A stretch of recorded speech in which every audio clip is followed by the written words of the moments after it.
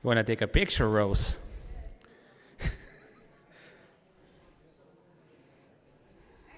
Excellent.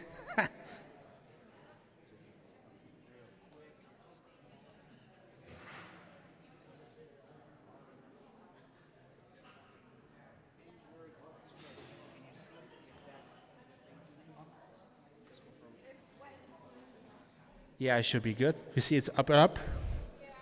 Okay. Yeah. Oh, that's good.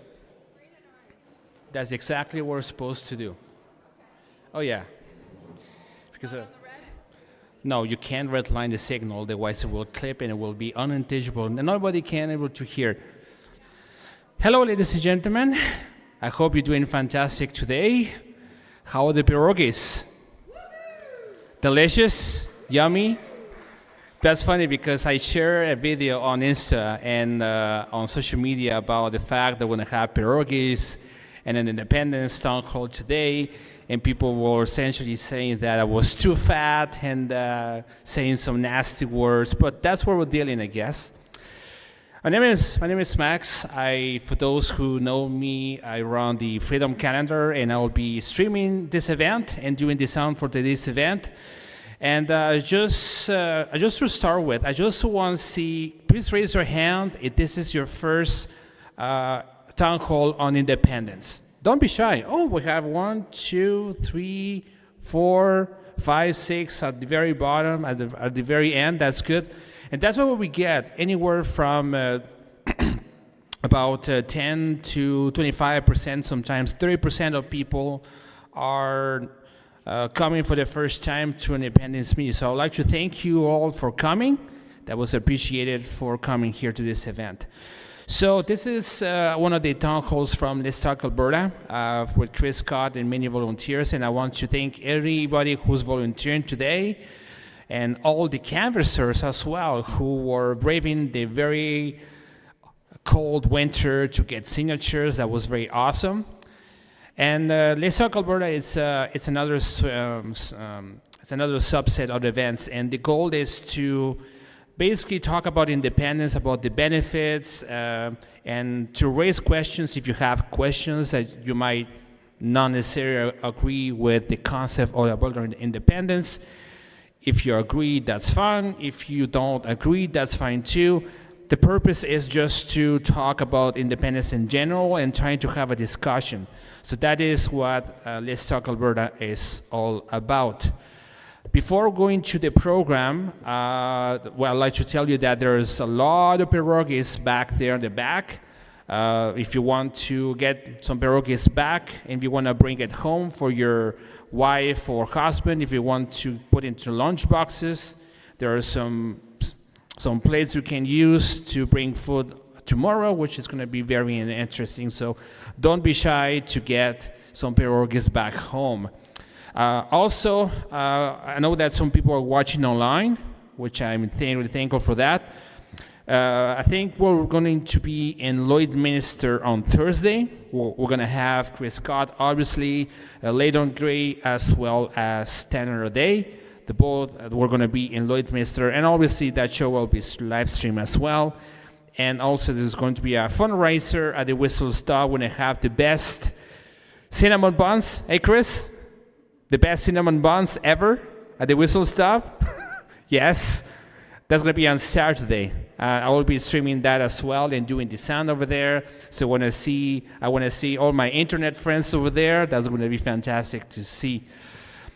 So without further ado, so the program is we're going to have some speakers. We have John Real over here, Kathy Fled, that you probably seen it before, and Chris Scott. And then we'll have the intermission for about 5-10 minutes, and then it's going to be the Q&A. As again, if the goal is to have discussions here. If you don't agree with the subject of independence, that's fine too. If you agree, that's fine. The important thing is the dialogue part. Okay? Sounds good for you guys over there? Also, just FYI, we have 4 exits, emergency exits. We have one over there, or right over there, and one at the back here. The washrooms are by this exit over there. That's going to be on the right, male and female, obviously.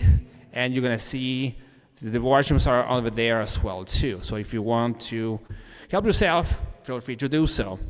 So, without further ado, we're going to have our first speaker, who is John Real, right? Did I pronounce it right? John Real? Yeah. Gotcha. So I met him in Ponoka, and doing some town hall meetings over there with his wife. And he's been in the hero or next military, right? You are an ex-military? You were in the military? Yes? Okay. So I never heard him speaking before, so I'm gonna be very interested in what he's about to say. from his point of view. So for ado, just welcome John Real over here. He's a little shy. Are you shy? I'm shy. Are you shy? Do I make you nervous? No. I make people nervous, apparently. All those people out there make me nervous. Okay. I can barely speak. I'm so nervous.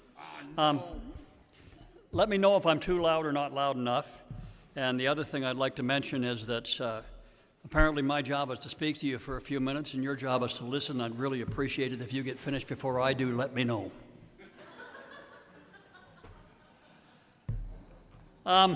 Where would I start? Anybody here remember Pierre Elliott Trudeau? One of my favorite people. I am ashamed to admit, when he ran in 1968, I voted for him. Yeah, that was the only time I ever voted Liberal in my life, but I voted for Trudeau. What a dumb move. One of the things that we have as a legacy from Pierre Elliott Trudeau is we have the legacy of multiculturalism. Our strength is multiculturalism. Well, here's my thought on that. When you have 11 different groups, it is physically impossible to have unity. It cannot happen. So from my perspective, what Pierre Elliott Trudeau did all those years ago was create a template and a mechanism for de-unifying Canada. And look around, was he successful? I think he was. You cannot have multiculturalism and nationalism. The two do not go together. Our government spends millions of dollars in supporting various different groups of different ethnic origination and different languages. You name it. It's just not great. So that brings me to one other point. As I attend these talks over the last several months, the issue of economic feasibility for Alberta to be independent is discussed over and over and over again. It is a no-brainer. When you look at $20 to $40 billion a year extra paid into the federal government by Alberta over what we get in return from federal services, it's a no-brainer. So I'm not even going to talk about that. I'm not going to talk about the fact that since 1961, our income tax, our tax on our income as Canadians has increased 2,705%. No, I won't talk about that. I won't talk about the fact that the consumer price index went up 900%. In other words, our taxes went up 3 times higher than the cost of living. Now you know what you can extrapolate that to whatever you want with respect to the cost of being in Canada, but it isn't pretty.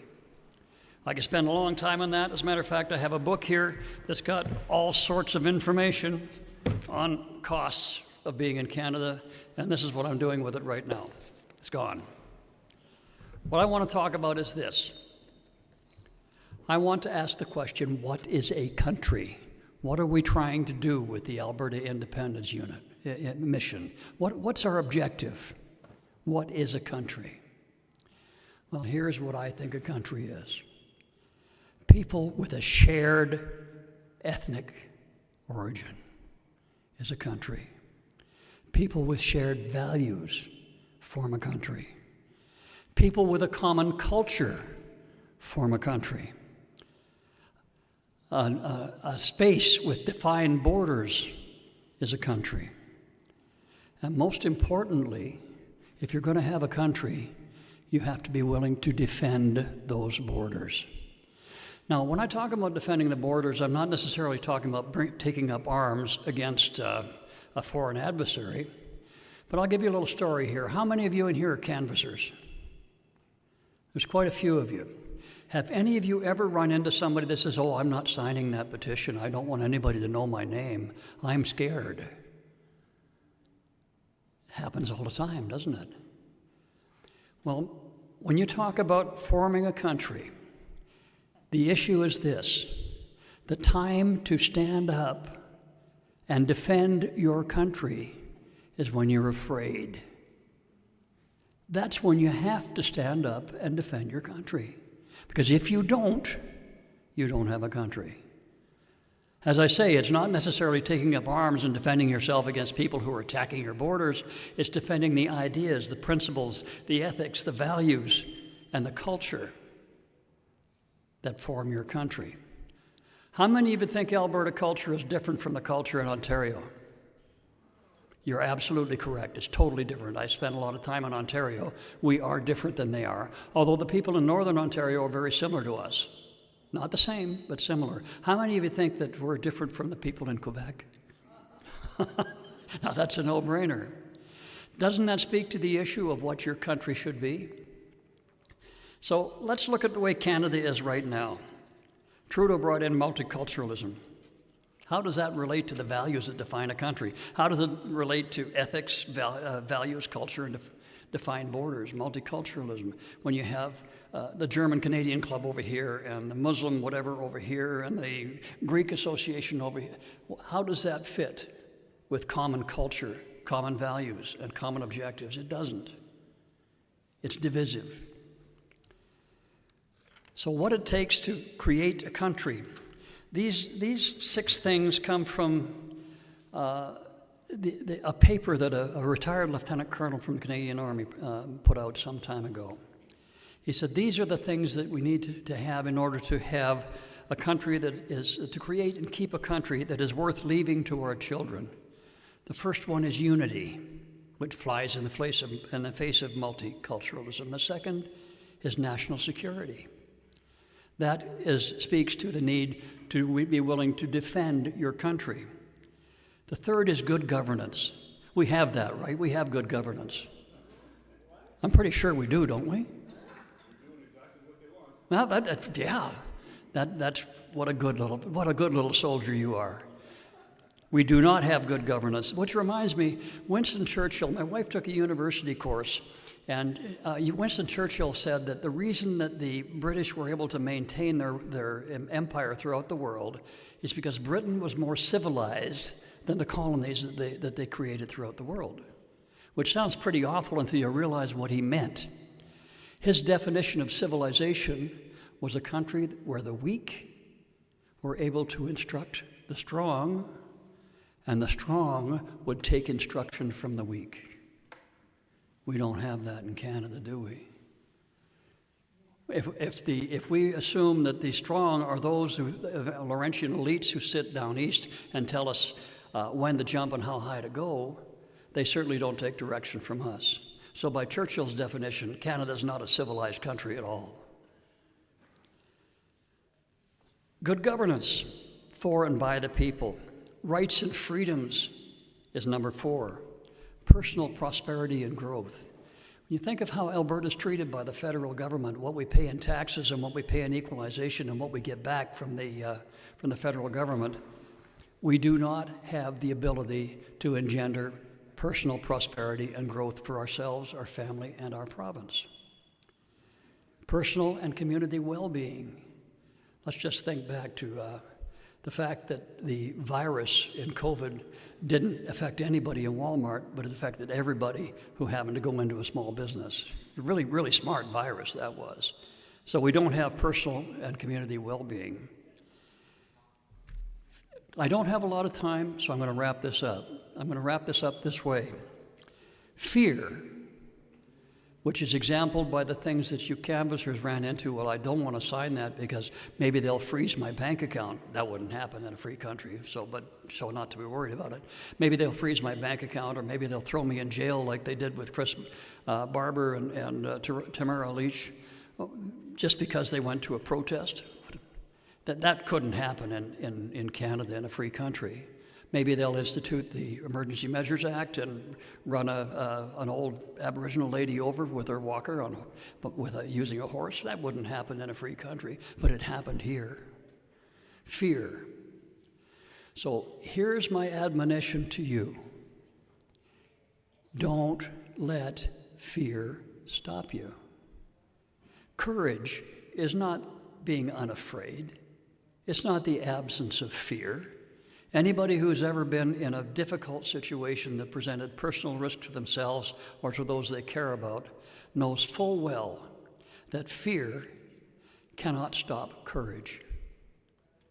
Courage is doing it anyway. And that's what I would ask of all of you. Between now and October the 19th, or whatever the date is, don't let fear stop you, and don't let people tell you they're afraid.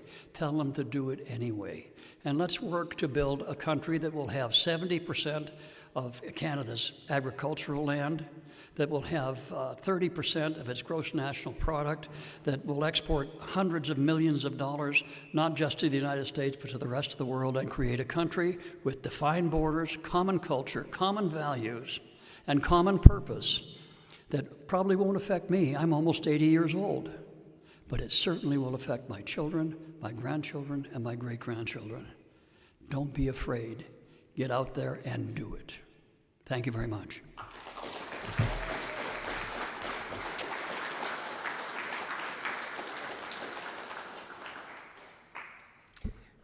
Very interesting point of view. How you guys like it, hey? Before going to the next speaker, I just want to remind you that this tour costs money, and somebody will be passing. Just like in church, we're not giving you any money from Orange Meant Bad, or what's the other guy in Russia, Putin? We're not getting money. We're not getting any. Nobody from outside is giving us or funding anything. So we rely 100% on donations. So we have a bucket over there, and somebody's going to pass the bucket as well to cover expenses as well. And also, the event that will be held at the Whistle Stop is a fundraising event. So if you want to, there are many ways to contribute as well too. So if you feel compelled to contribute for this tour, feel free to do so. She's looking at me right now like, what's this guy's doing? Next speaker, Kathy Flett. She, a lot of people know her, but I met her, I think, many times ago, and what she was doing speeches at people's houses. I have it on my show many times, and she is one of the co-partners of the Alberta Women's Independence Network, and I think you're doing your own podcast right now. So without further ado, welcome, Kathy Flett. She's a beast.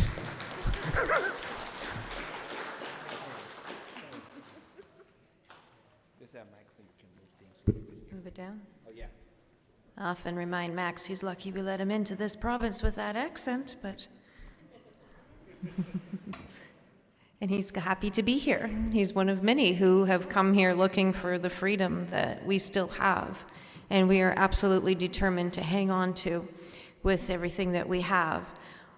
One of two provinces that were colonized in 1905, we need to remember that that day there were no negotiations, no concessions, no deals. We were just told, you're in Confederation now and this is how it's going to be. We didn't even have a legislature downtown Edmonton yet. There were no elections that year. We didn't get to decide who our very first premier of Alberta or Saskatchewan was going to be. We were appointed our first premier, who happened to be a Liberal. As the decades have gone on, the more things change, the more they stay the same. Today, when we look at the political landscape from west to east, you can see that there are twice as many seats in Parliament assigned to the east as there are to the west. There are more than twice as many seats in the Senate assigned to the east as there are to the west. And now we're told that it's representation by population. So too bad. But the math ain't mathin'. What time did the last federal election get called? What time did they call the winner a year ago? 8:09. Somebody has listened to me. What time do our polls close? 8 o'clock. They didn't even open up our ballot boxes to see who we voted for. So even if you voted for the winner, they didn't need your help to make it happen. Albertans have tried to get a voice in Ottawa. Remember the West wants in? Preston Manning and his Reform Party, now in the history books. The West is in. Oh, we celebrated when Harper won, didn't we? We were so happy and so encouraged that things were going to change and something was going to happen.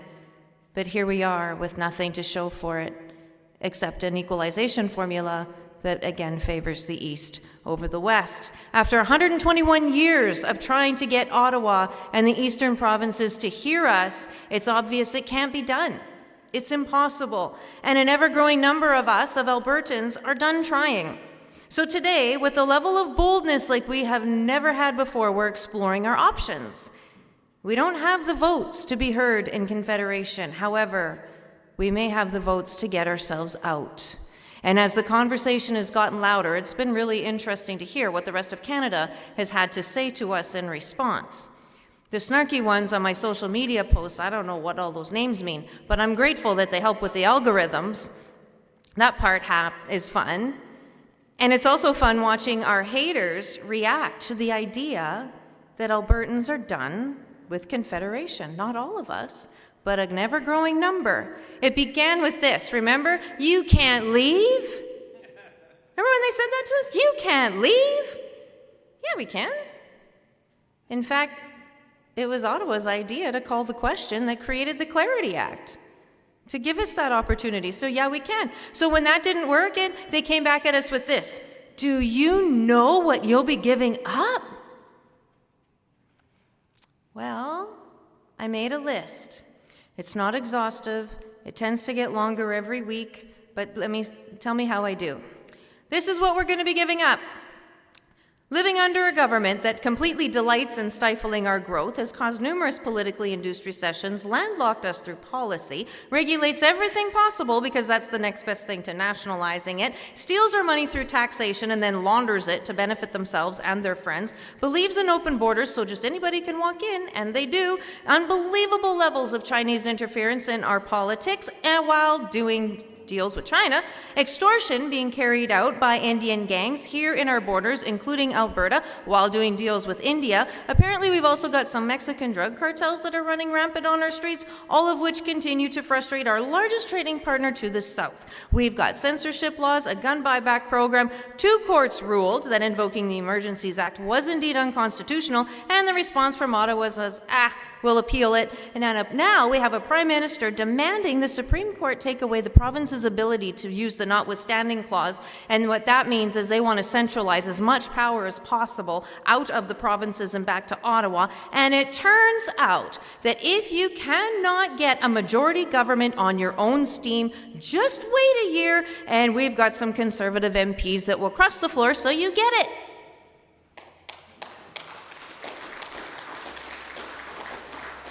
That's just some of what we're leaving. So when people say this is all about pipelines, that's not true. It's just not true. It's a symptom of the values that don't align with us. And then when those who are opposed to our ideas realize they have no argument to come back at us with, they come to us and say, oh, but it's going to be so hard. Why bother? Do you know what all you're going to do? What you're going to have to do? It's going to be hard. Do you know who you're talking to? You're talking to the people that figured out how to get gas out of the ground, harness it, so we can turn the lights on. You're talking to the people who figured out how to get oil out of the ground, so that we can do a million things with it around the world. And you think we're worried about becoming our own country because it's going to be too hard? Here's what we'll be gaining, just some of what we'll be gaining when we get to the finish line on this. Because we're no longer under the Canada Health Act, we're finally going to have state-of-the-art healthcare that we deserve. No more traveling to other provinces and other countries to get the care we need. In fact, I would suggest that we will become a healthcare destination. People are going to be coming to us because we're going to be that awesome at what we do and what we provide.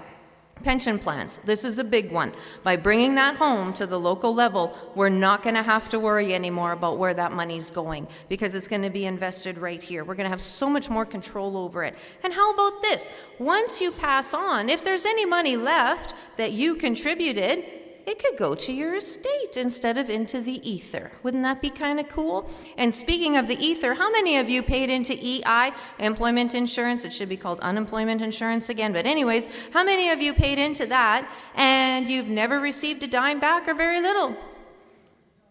Could that not just roll into your pension? If we wanted to keep that program, and we could roll that into your pension. It's your money. How about this? No more Ottawa dictating what we can and cannot do and can and cannot buy. You want an EV? Go ahead. I want you to have an EV. You want to buy a diesel? I hope you do, because someone's got to go rescue the EV in the wintertime. You want solar? I want you to have solar. There's an application for it. Do not be looking at your neighbors to subsidize it through their tax dollars. You pay for it. No more cartels disguised as supply management. How about this? Schools that actually focus on giving our children a real education rather than trying to use them as little social justice warriors for their own gain. With our own police force, criminal code, and judges, crime is going to reduce dramatically. Our neighborhoods, our kids are going to be safe again. Capital goes where capital is welcome, and once the dust settles, Alberta is going to be open for business. Our city centers are going to be vibrant again, and our small towns, just like this one here in Gibbons, is going to thrive. Free markets, energy security, food security, safe streets, a work-life balance, a solid future. The list goes on, but you get the picture. The vision has been cast. And now what Ottawa is doing is trying to use historical tactics on us, but they're not working. You see, usually what the Laurentian elite do is they deploy these divide and conquer strategies to maintain power. East against West, French against English, men against women, whites against everybody else, especially you white guys. But Albertans of all ages and stages and skin color, languages, backgrounds, we're coming together.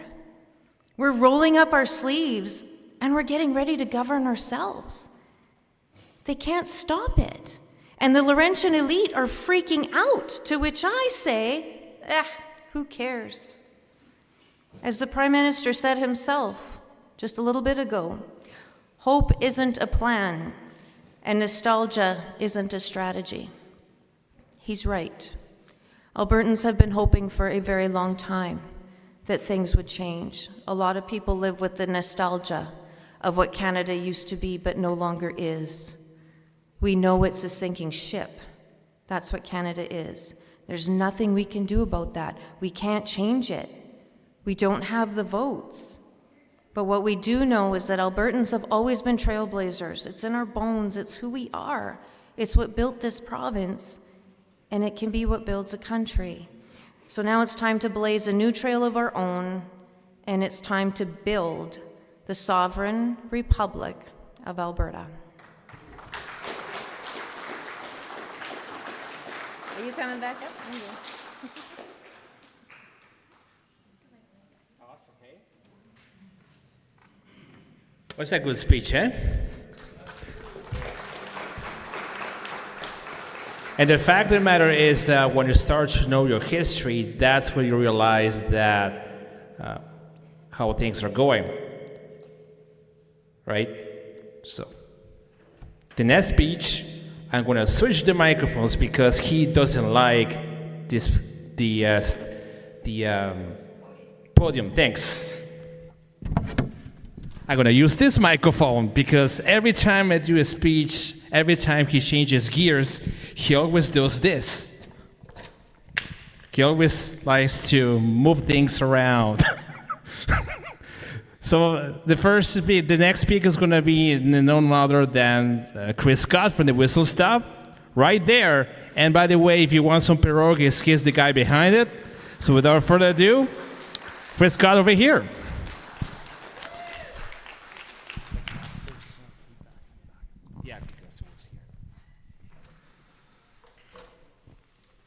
There's a reason why I don't like having a podium in front of me. Sometimes I purposely leave my fly down to see if anybody will tell me, and nobody ever does, so thanks a lot for laughing at me. Nobody's laughing. No, the reason I don't want a podium there is because I recently saw a CBC, I I don't know, what do you call it, article, report, or whatever, claiming that many of the people in the Alberta independence movement are artificial intelligence. They're AI. So I figure at least if you could see me, like you see all of me, you know that I'm not an animatronic behind the podium like Max here. You know I'm not a hologram, I'm a real person. As Max said, my name is Chris Scott. I own a restaurant called the Whistle Stop Cafe in Mirror, Alberta. And I was kind of, I would say, voluntold to become an advocate for my own future because of events that occurred to me. I ended up staring down the government. I had to fight the government. I kind of won. And it put me in a different mindset. It actually got me questioning like who I was, what my place was here, what my rights are, all sorts of things. And it put me on this journey of, like genuinely wanting to improve things for the future. And it's something that I never thought about before. I didn't really care. I thought the future got improved by me working an extra 30 days, on a rig and making an extra 30 grand. Like that was an improvement. But I've learned a lot since then, mostly because I don't make a lot of money anymore, so I'm forced to think about other things. But my point is, I'm just trying to explain that something happened to me that put me in a situation and a position that I didn't want to be in, and I was forced to adapt to that. Now, that's kind of where Alberta is right now.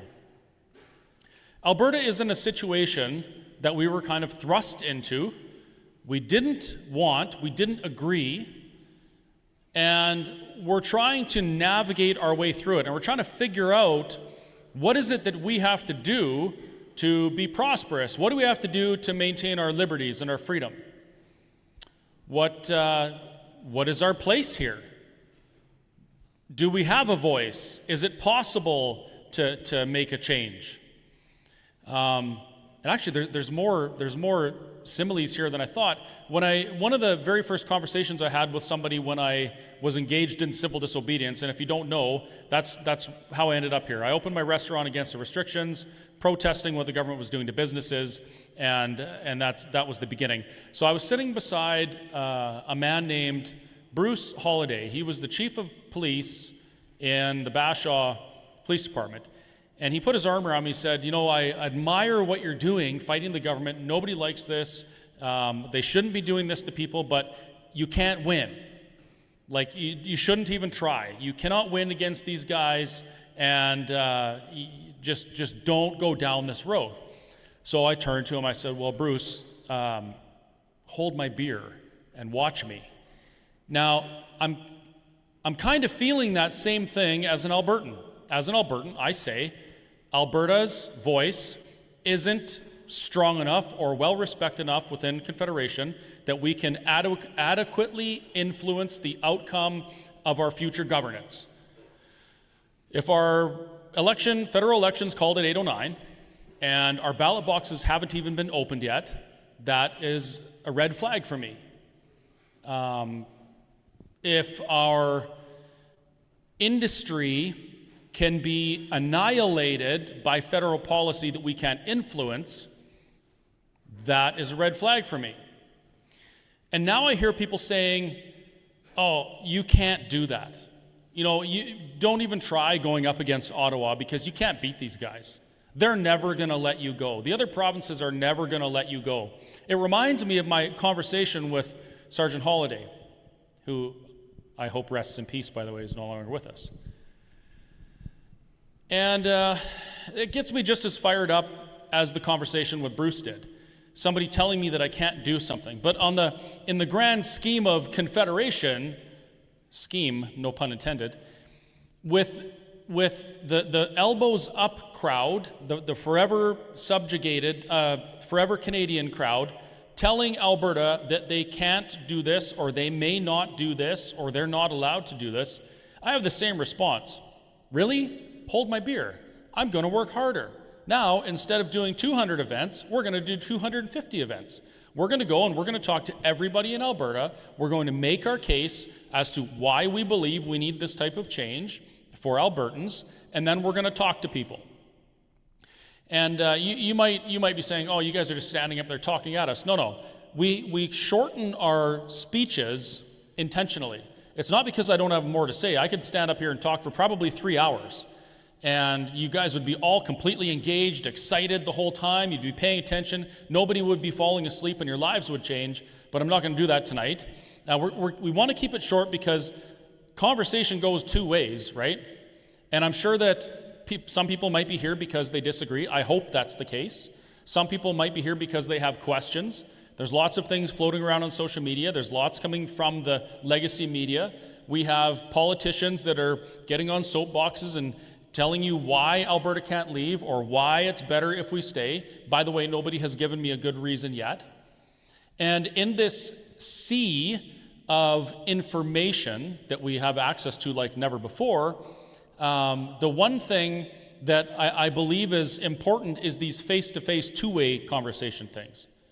And this is kind of your opportunity to be involved. And if it works out, as sometimes it does, that the whole room is on board with the idea of Alberta sovereignty and they want to support that, nobody's mind needs to be changed, then we talk about how we're going to talk to other people. Because that's a big thing, right? Anybody here ever been involved in an MLM, a multi-level market thing? You know that you have to talk to people, right? You have a product or a service that you believe in, that you want to sell. And the only way you can do it is by talking to people. This is no different. I have an opinion. I have an outcome I believe is the best outcome for Alberta, and I need to share that with people. And if most people are in agreement, then we talk about how to do that, because that's a big thing. It's really difficult to go into a room and have a conversation with people that get very emotionally agitated at the idea of having a conversation. Those are things we have to learn. Also, there's times when we go and we speak to a room like this, and there's people that are actually, they disagree, or they haven't made up their mind the way they want to vote yet. And that's okay for now. Once October comes, it's pretty important that everybody that's going to participate in that question, answer the question, should the question happen. I guess there is no guarantee right now. Every person better have done everything they can to get the best information and talk to each other so that they know what they're doing. It's so important. I can't even, every day we get closer to this inevitable question, it's weighing more and more heavily on my shoulders how important it is to get the facts, to know what we're voting for. You know, this isn't like going into a federal election, which it doesn't really matter for Alberta anyway, or a provincial election where if we vote for the wrong candidate, we're going to have 4 years of annoying politician stuff that we don't like, and we'll change that in 4 years. No, this is a different thing. This is like, if you go into this without the knowledge and the wisdom to make the best decision, this is like a lifetime you're going to suffer the consequences or enjoy the benefits. This is the real deal. I don't see anything more important happening in Alberta this year or even in the next 10 years. And it is a little bit disheartening that some of the events that we do, some of these very important talks that we're having, with free supper, by the way, are often, I shouldn't say often, are sometimes poorly attended because there's a hockey game. That's troubling. If people aren't participating in democracy, like the people, if the people don't participate in democracy, those that wish to govern them, subjugate them, and parasite off them, they do participate. And they will, and will suffer the consequence. So, thank you for being here, and I hope that you guys have some fantastic questions. I hope that if you have an opposition point or you want to challenge me on my idea that Alberta independence is necessary and inevitable, I want to hear it and I'll talk to you. We're going to do that in the form of a Q&A, and we always ask, please try and keep it to a question. It is luring to have a microphone and be able to tell your life story and, explain physics and these types of things. Happy to learn about physics after, but we'll try and get the questions first and then go into some of the other discussion later. But before we do that, what we're going to do is we're going to have a 5, probably 10-minute break, maybe 12, right, Max? Yeah, something like that. A break. 9 minutes and 45 seconds and 35 milliseconds. Yeah, Max is very specific. He's a sound guy. So we'll have a little break, grab a coffee. We put out some to-go containers so you guys can grab some more supper, take it, have it for lunch tomorrow, share it with one of your Forever Canadian friends, whatever. Tell them afterwards that it was Chris from the Whistle Stop, who's an Alberta independence-minded individual that made it for them, and that will be fantastic. But yeah, please take what you want, grab a coffee. Jessica's over there with some extremely overpriced merch that we sell so that I can actually afford to be away from work. So thank you for helping us out in that way. And we'll be back in 9 minutes, 45 seconds, and 35 milliseconds for a Q&A. Thank you very much. That's a very good muscle memory. That's okay.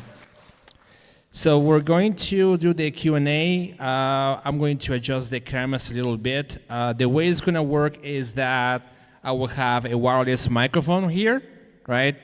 Jim is going to you see the guy with the yellow hat on this side? That's Jim. He's going to pass the microphones, and we're going to keep under about 30 seconds, no statements. And I do have a very fun and important mute button called the mute button, which is very handy in some situations. So for those who are watching live, thanks for staying in. Thanks for the super chats, and I'm going to switch the cameras, and I'll be there soon. Thanks for tuning in, by the way.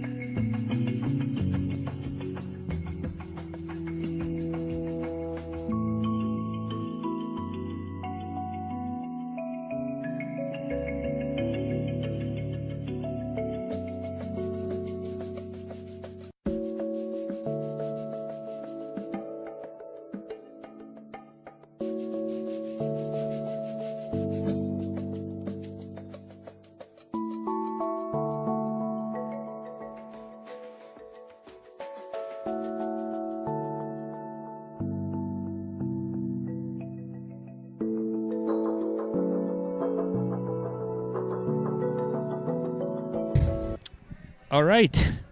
We're back online, I guess. I just wonder, well, thanks for tuning in because I have like 400 people watching online, so I was doing my connections and cameras and that kind of nonsense, which is kind of cool. I just want to see people where you guys are watching from because I've seen people from Grand Prairie. I've seen people from Edmonton, obviously. I've seen people from Calgary, Ponoka County. I've seen some people. Alberta Pro, that is actually watching here, which is kind of amazing. Well, thanks very much for tuning in. So I just made my 3-minute warning, so people should be able to come soon. And by the way, from Vancouver, I'm going to tell this. We have people watching from Vancouver today. Online. Kind of cool. We got people from Westlock, Innisfail. Beautiful day out there. Oh, yes. Last week I was doing a huge barbecue. I was outside doing a barbecue. And I got some chicken. And that was good. So it's good. Then good time to relax. Good evening from Drayton Valley. Oh, Drayton too. Oh, that's awesome. So we have people from Innisfail, Westlock. Oh, not too far from here. Should have come here. The Yukon. Oh, from the Yukon. That's freaking awesome. Got people from the Yukon as well. Watching from Stettler. I was there, Stettler, the other day. Hey, how's it going? We got people from Okotoks. It is Schwartz. Okotoks. Yeah, I was there in Okotoks a while ago. We got people from Edmonton. And I said, that's it, Edmonton, but I live in Edmonton too. We got people from Vancouver. Double Plus Just love it. Oh, that's awesome. So generally, how it works is that apparently there's a hockey game today. I'm like, what?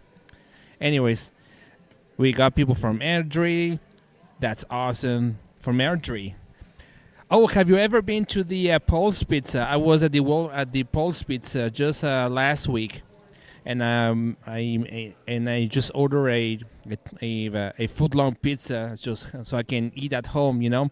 That was awesome. So encourage your business owners because they need help. Apparently, Paul's great. Oh yeah, one of the best pizzas ever. My dad Neil's there. I finally convinced him to go to an event. Like your dad's here, like in the area, like here. I never heard that because that would be good. I never seen your dad. What's your dad's name? I'm gonna buzz him in. My dad Neil is there. I'm gonna try. Is he here like in Gibbons right now? I'm gonna try to call him. We got people from Renby here. I'm gonna try to call here. Is anybody in the audience whose name is Neil here? No? Huh? Because apparently there was a gentleman by the name of Neil here who was here, and his son convinced him to come to this town hall. I want to see him.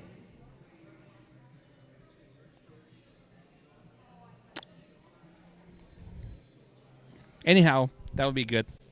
My dad's company, it's on the French list of companies. GT Hydraulic and Bearing.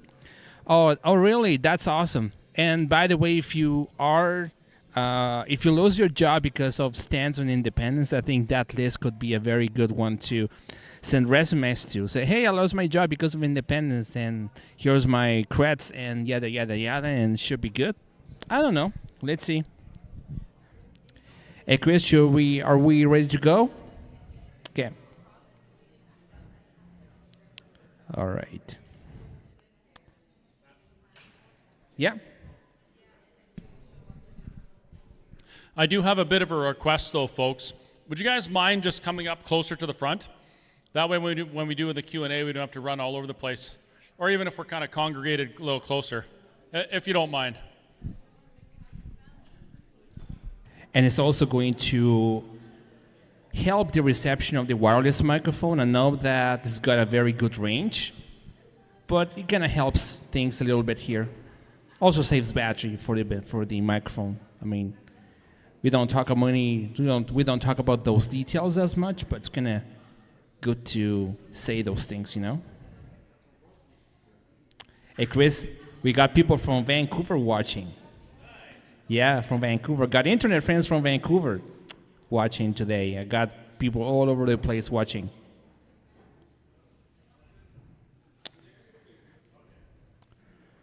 Okay. Where's my Kathy? Kathy, where are you? She's a social butterfly.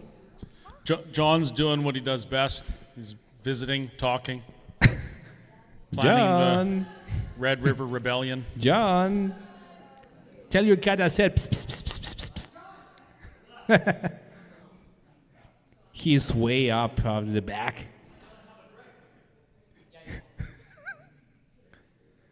Oh my goodness! You know, people are actually watching online and seeing all like this is like the blooper side of things, you know. Okay, we can get started with the questions. Yes, mine's over there. Forgot it. Is that it there? Yeah, that's okay. I don't need any right now. I would like to know. Here, right here. I'll hold the mic. Okay. I would like to know, what are we going to do about a military? Just about every town hall we do, someone asks about the military. It's an excellent question. But before I answer, I want to ask you something about the military. As an Albertan, if you are unhappy with the way the Canadian military is being managed or what they're doing, how do we change it? What do we do about it? Is there anything that you can do as an Albertan to change the way the Canadian military operates? No. That's the biggest point to make here, is this is one of the things, currency is another one, trade is another one, that Albertans, no matter what we do, we cannot change the way these things work. Now, an independent Alberta is an opportunity for the first time ever for us, the people that have to live with the consequences of the decisions, to make the decisions about those things, right? So it would be Alberta that decides what Alberta's military would look like. It would be Albertans who decide through constitutional convention who their military swears an oath to, those types of things. Now, if you want my opinion, because I don't have a crystal ball and I can't tell you exactly what Albertans would decide, my opinion is that a sovereign nation must have their own military, and that military must have allegiance to the people. Not to an idea, but to the people. That means they would protect the people from enemies external of the nation and enemies inside the nation. It is true that Canada has some excellent service people. I would believe that they would want to serve in a military that promoted honor over ideology, for example. I think that a lot of people who serve right now would be interested in becoming part of an Alberta military, but we wouldn't have it right off the bat. We'd have to build it. While we're building it, we need to do something. It just so happens that our best trading partner, we do upwards of 90% of our trade with, the United States, they have a fantastic military, and they contract it out. It would be reasonable to assume Alberta could easily contract 100% of our defense right off the bat from the United States. 3 other nations on the planet, and I can't remember which ones they are, but 3 nations use them for their primary defense. They contract the United States. They don't have their own army. 28 or 27 other nations have supplementary U.S. forces as well as their forces. So that's my opinion. We would contract the United States military immediately. We have our defense. That also meets our commitments to 2% of GDP funding our defense, which is what the United States has asked for. And then we would build out our military. And very important that we build out our military because, like I said in the beginning, you can't be a sovereign nation if somebody else is defending you. So, Chris, I just want to kind of add to that. As a veteran, there is no other nation out of NATO that holds its own other than the United States. As a nation currently, we depend on the United States for our defense. So for us moving forward as an independent nation, we'll have to do all the things you say, but we would be in a better position, I think, to start than Canada as a whole. Canada as a whole today could not defend its borders.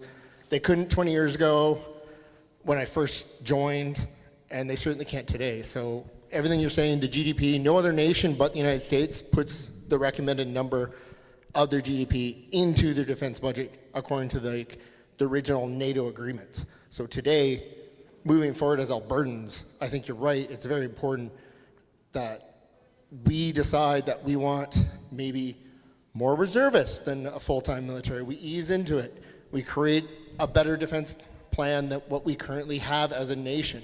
And it doesn't mean a huge budget going to it. You can have a very professional military, very small military. You just have to look at history to see that small professional militaries were very useful. And I think Alberta could thrive with a small professional military. Maybe the number that we already have stationed here in Alberta. A nice tidbit is the current special forces are made up largely of Western Canadians. All the world record sniper kills are Western Canadian snipers. So you just start looking at the math. You look at those cat badges amongst the special forces, and you're like, oh, those guys are all from here anyway. Maybe they'll come back. So, And we don't need a Navy. I have a bit of a response to that. We don't have a military for Alberta alone right now, but my contention is this: we don't have one to defend Canada either. We already don't have really a military. We have a very, very highly skilled professional minor force that does an excellent job of the tasks that they're assigned, but we really don't have a military. So we're starting from nothing. And our objective would be to have a military in Alberta that actually was a military. And we would do it in conjunction by forming alliances with other countries, most particularly the United States and probably Canada as well. So I'll give you an example of the way things are going in Canada right now. There's some basic officer training taking place down east. Basic officer training is like a 13, 14-week program where people who are titularly qualified to be officers in the Canadian military are brought in to do some basic Army officer training. Their graduation rate right now is less than 50%. I think it's 47% are successfully graduating from that program in the last little while. And the reason that is because they're bringing in, for commissioned officers, they're bringing in permanent residents, some of whom have been in Canada for as little as 3 months. They don't understand English, they don't understand French. They're of different ethnic groups within that particular platoon of officer candidates. They fight with each other. They have no respect for females in the military. They don't recognize the authority of a female who holds a superior rank. They're having a heck of a time. What I will say is, as becoming an independent country, we'll have the opportunity to create a military that we need and not deal with the cluster that we have right now in Canada.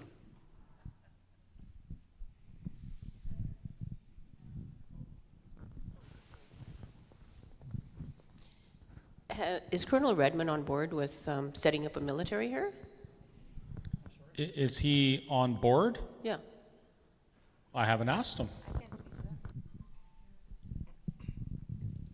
We just had Colonel Redmond on a podcast series that we're doing, and actually he'll be on a couple more times with us in relation to the document that Dave was talking about with his 6 pillars.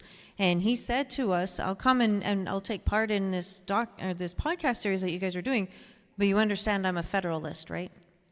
Like, you know, I'm not for independence. And I was like, yeah, we totally know that. We completely understand that. But we just love what you put in this document, and we'd like to use it as a blueprint. So he says, okay, but you know. Yes, we know. And so then as far as anything to do with the military, that is why he wrote that, 24 pages or something. The white paper on building a strong country, a resilient country, and part of that is a military, because he says we don't have it. And in fact, he quit the military because he couldn't stand what he was seeing anymore. He didn't necessarily retire from it, he quit from it.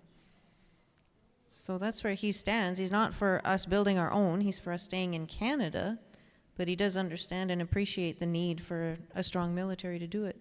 You might want to let him know. Something that Lieutenant Colonel Redmond said was that his white paper is a 25-year plan. Yeah. Okay, this is not. when you talk about what are we going to do for a military in Alberta, it's not going to happen next week. We're going to require, like Chris says, we're going to require the help of allies in order to provide the initial military responsibilities for our country while we build our military. It's not going to happen in 2 or 3 days.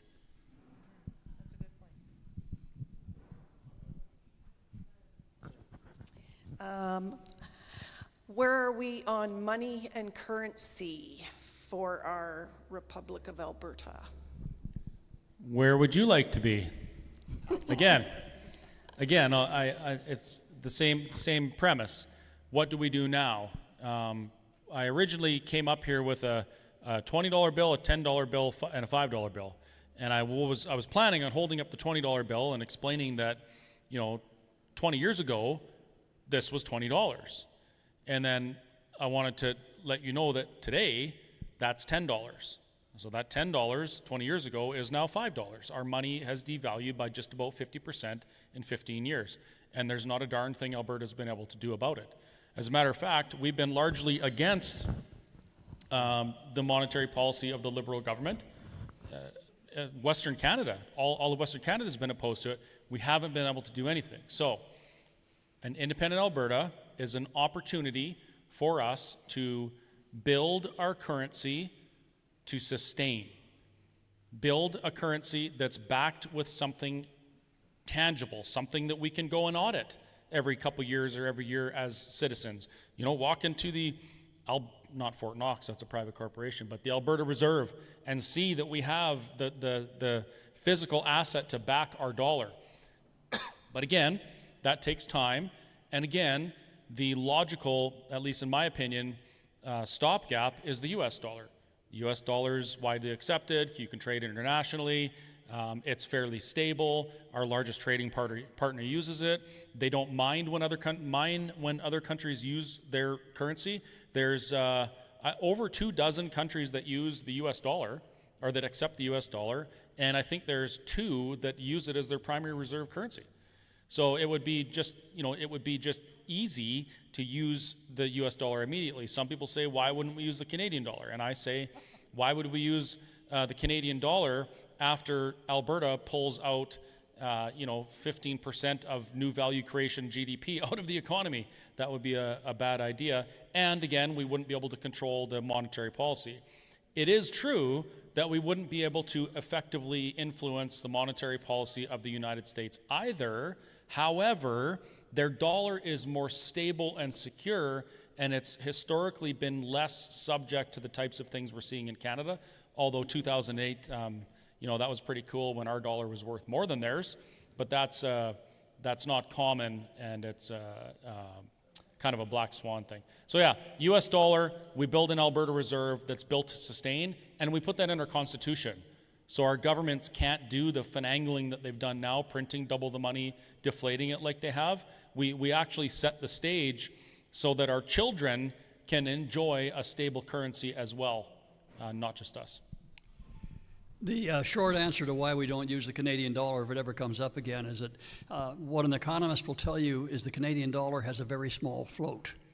In other words, it's not very big. It doesn't have a large impact in the financial community in the world.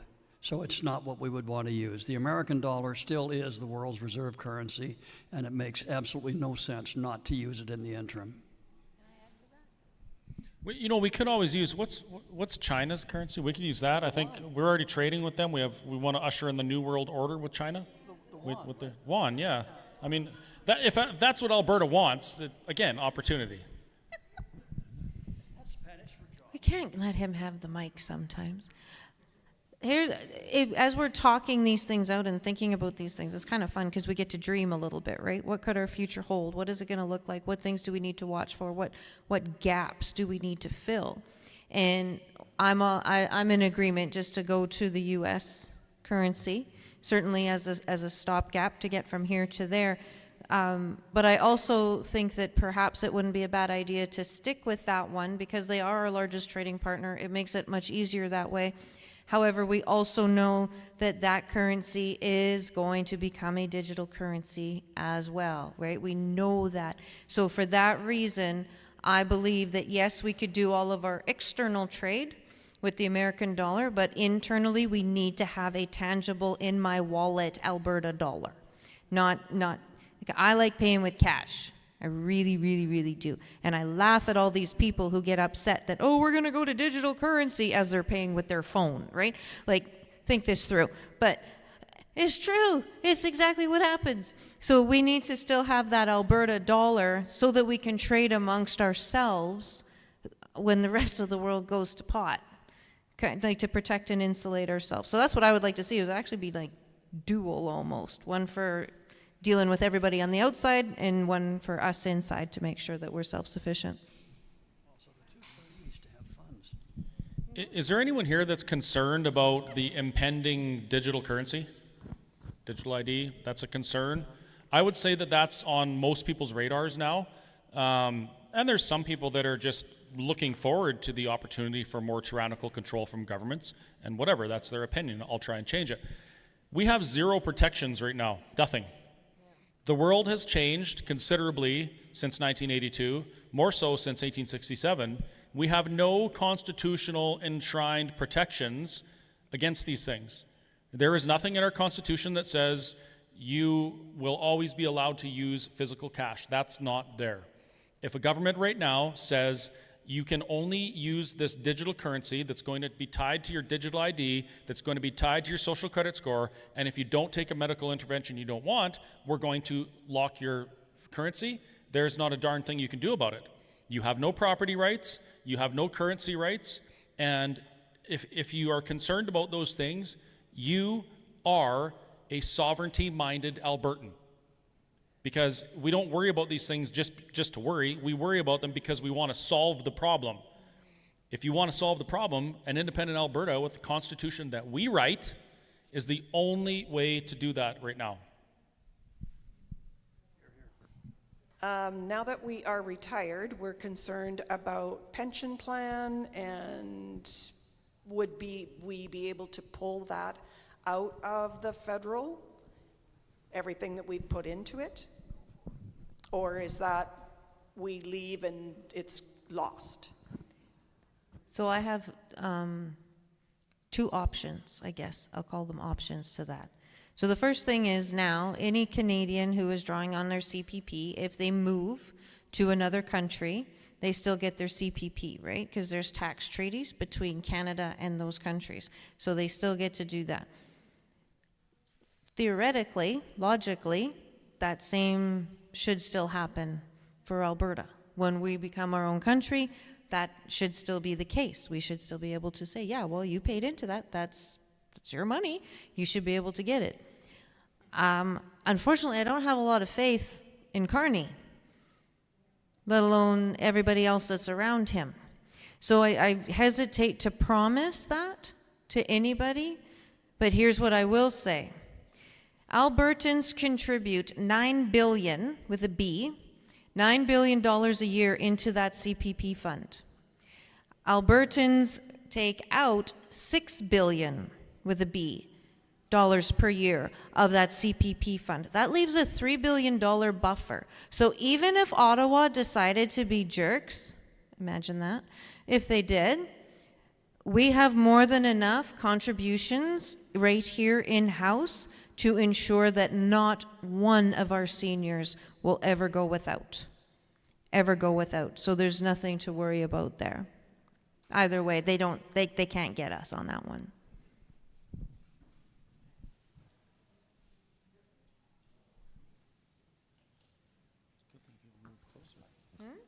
Have we got any plan for getting rid of the cell towers and the surveillance and the photos that are taking every time you stop or move or breathe? Has that been addressed, or is that just me? I have an idea. I think we should do a massive social media campaign explaining how much copper is in those things. And let nature take its course. There's silver in those things too, just FYI, internet land. So that's a good question. The question is basically about surveillance, right? We are becoming a surveillance state. Your phone is listening to you right now, by the way. during COVID, it was exposed that the Canadian military, in conjunction with the Canadian Behavioral Sciences Department, which is the Ministry of Propaganda, they actually monitored you via your cell phone and then said, oh no, we were just seeing if we could, so it was okay that we were surveilling you. Like, these things are happening. And there's, again, nothing you can do about it. There's nothing in a constitution or any Bill of Rights or anything that prevents that type of surveillance on you. So if you're concerned about it, we need to be independent, or we need to, at the very least, change our constitution, which is impossible in the case of Confederation. Alternative is to write one for ourselves. So, you know, this is something that we could do and we should do, because the world has changed since 1867. We know that certain things affect our bodies in different ways, and we need to be conscious of that, and we need to make sure that at the very least we have informed consent. And that can only be done through changing from a system that government writes and imposes on us to tell us how to behave, to something that we do that tells government how they may behave. Okay, I'd like to add to that. I'm a targeted individual. I've been involved in bringing in the truth about doing a lot of research on a lot of different things, especially with the Israeli Mossad and the U.S.-Israeli government and how they work together with trying to take over the Middle East, I guess, not to help the Jews any, but basically for the oil rights off Gaza and off Gaza. But the other thing, back to the surveillance, these targeted individuals. Okay, so I was attacked with voice to skull over 10 years ago, voice to skull. And I also had tiny drones hovering above my face at 3 o'clock in the morning in my home by myself. I have to interrupt you for a second. The point. This is a Q&A, and I did say that statements and stuff is for after, okay? Okay, sorry about that. Yeah. We will talk about it after, because I want to hear what you have to say. So we heard from Mr. Riel, what is a country? We heard from Ms. Flett, what we're giving up. We heard from you, Mr. Scott. Hold my beer. Here's the referendum. We're going to continue working. That's good. Thanks. What type of government do we see at the end of this? Because I think the premise of where we're at is people weren't civically engaged. They weren't participating in democracy. What do you foresee, the three of you, I'd like to hear a different response of what type of government it will be bicameral, Parliament, MP, Senate, proportional? Because if we have three people up here talking three different things, that constitutional meeting is going to be an annual event where we're trying to sort out our stuff. Thank you. Again, it's all individual opinions. I don't get to decide what kind of government we are going to have. What I advocate for is each and every Albertan who's going to be affected by this, you start learning. You learn about the greatest experiment in freedom the world has ever seen, which is the United States of America. And you learn what made it work. Where is it short? Where does it fall short? How can we look at the rest of the world and what's worked and what hasn't worked and implement that in a new nation of Alberta so we have the greatest chance of success? Because I'll tell you this right now, no government is perfect. There is no perfect type of government. Actually, there is. There's one type of government that was perfect for everybody, and we completely abandoned it. That form of government was a dictatorship, believe it or not. It was a benevolent, omniscient, omnipotent ruler who loved everybody equally and wanted the best for everybody. That was the God of the Bible. And at one point, human beings said, no, we want a king. We want a man that we can have as a king here. And it's been crap ever since. So there is no such thing as perfect government. We only have the best we can do. And the best that we do comes from all of us who care, who are actually, we're fighting for something. We're fighting for an opportunity to self-govern. We're fighting for real independence. The United States, one of the reasons why their civic participation is, I think, it's between 60 and 70% or something like that. They literally party and have rallies during election periods, right? It is unbelievable to watch. Canada, we'd rather watch a hockey game. Why is that? because we didn't fight for it. We didn't earn it. We were busy battling the prairie winters and had this imposed on us, and this is how you're going to be governed. So who gives a crap? We didn't have to fight for that. We didn't have to work for it. When we fight and we work for this particular opportunity, imagine what civics will look like after this. Is anybody in this room, once that referendum is successful, are you going to be back to your normal lives? Are you going to be excited that for the first time in Canadian history, we can really self-govern? Are you going to be involved? Are we going to fill stadiums and party like it's, I shouldn't say party. Are we going to celebrate our opportunity to be free and self-govern? We don't do that right now. So the type of government that I want, I like what the United States does, even though it's not perfect. I like a constitutional republic that's based on a foundation of truth that sets the stage and does its best to prevent tyranny in the future, where it gives it defers to the citizen instead of government. That's what I want. I want the table to be flipped so that it's the government that is responsible to us instead of us always being responsible to the government. But in the end, to be perfectly frank, my name's not Frank, to be perfectly honest, there is no guarantee that it will be better. Because if we do this and we get this and everybody goes back to watching hockey, it will go to crap.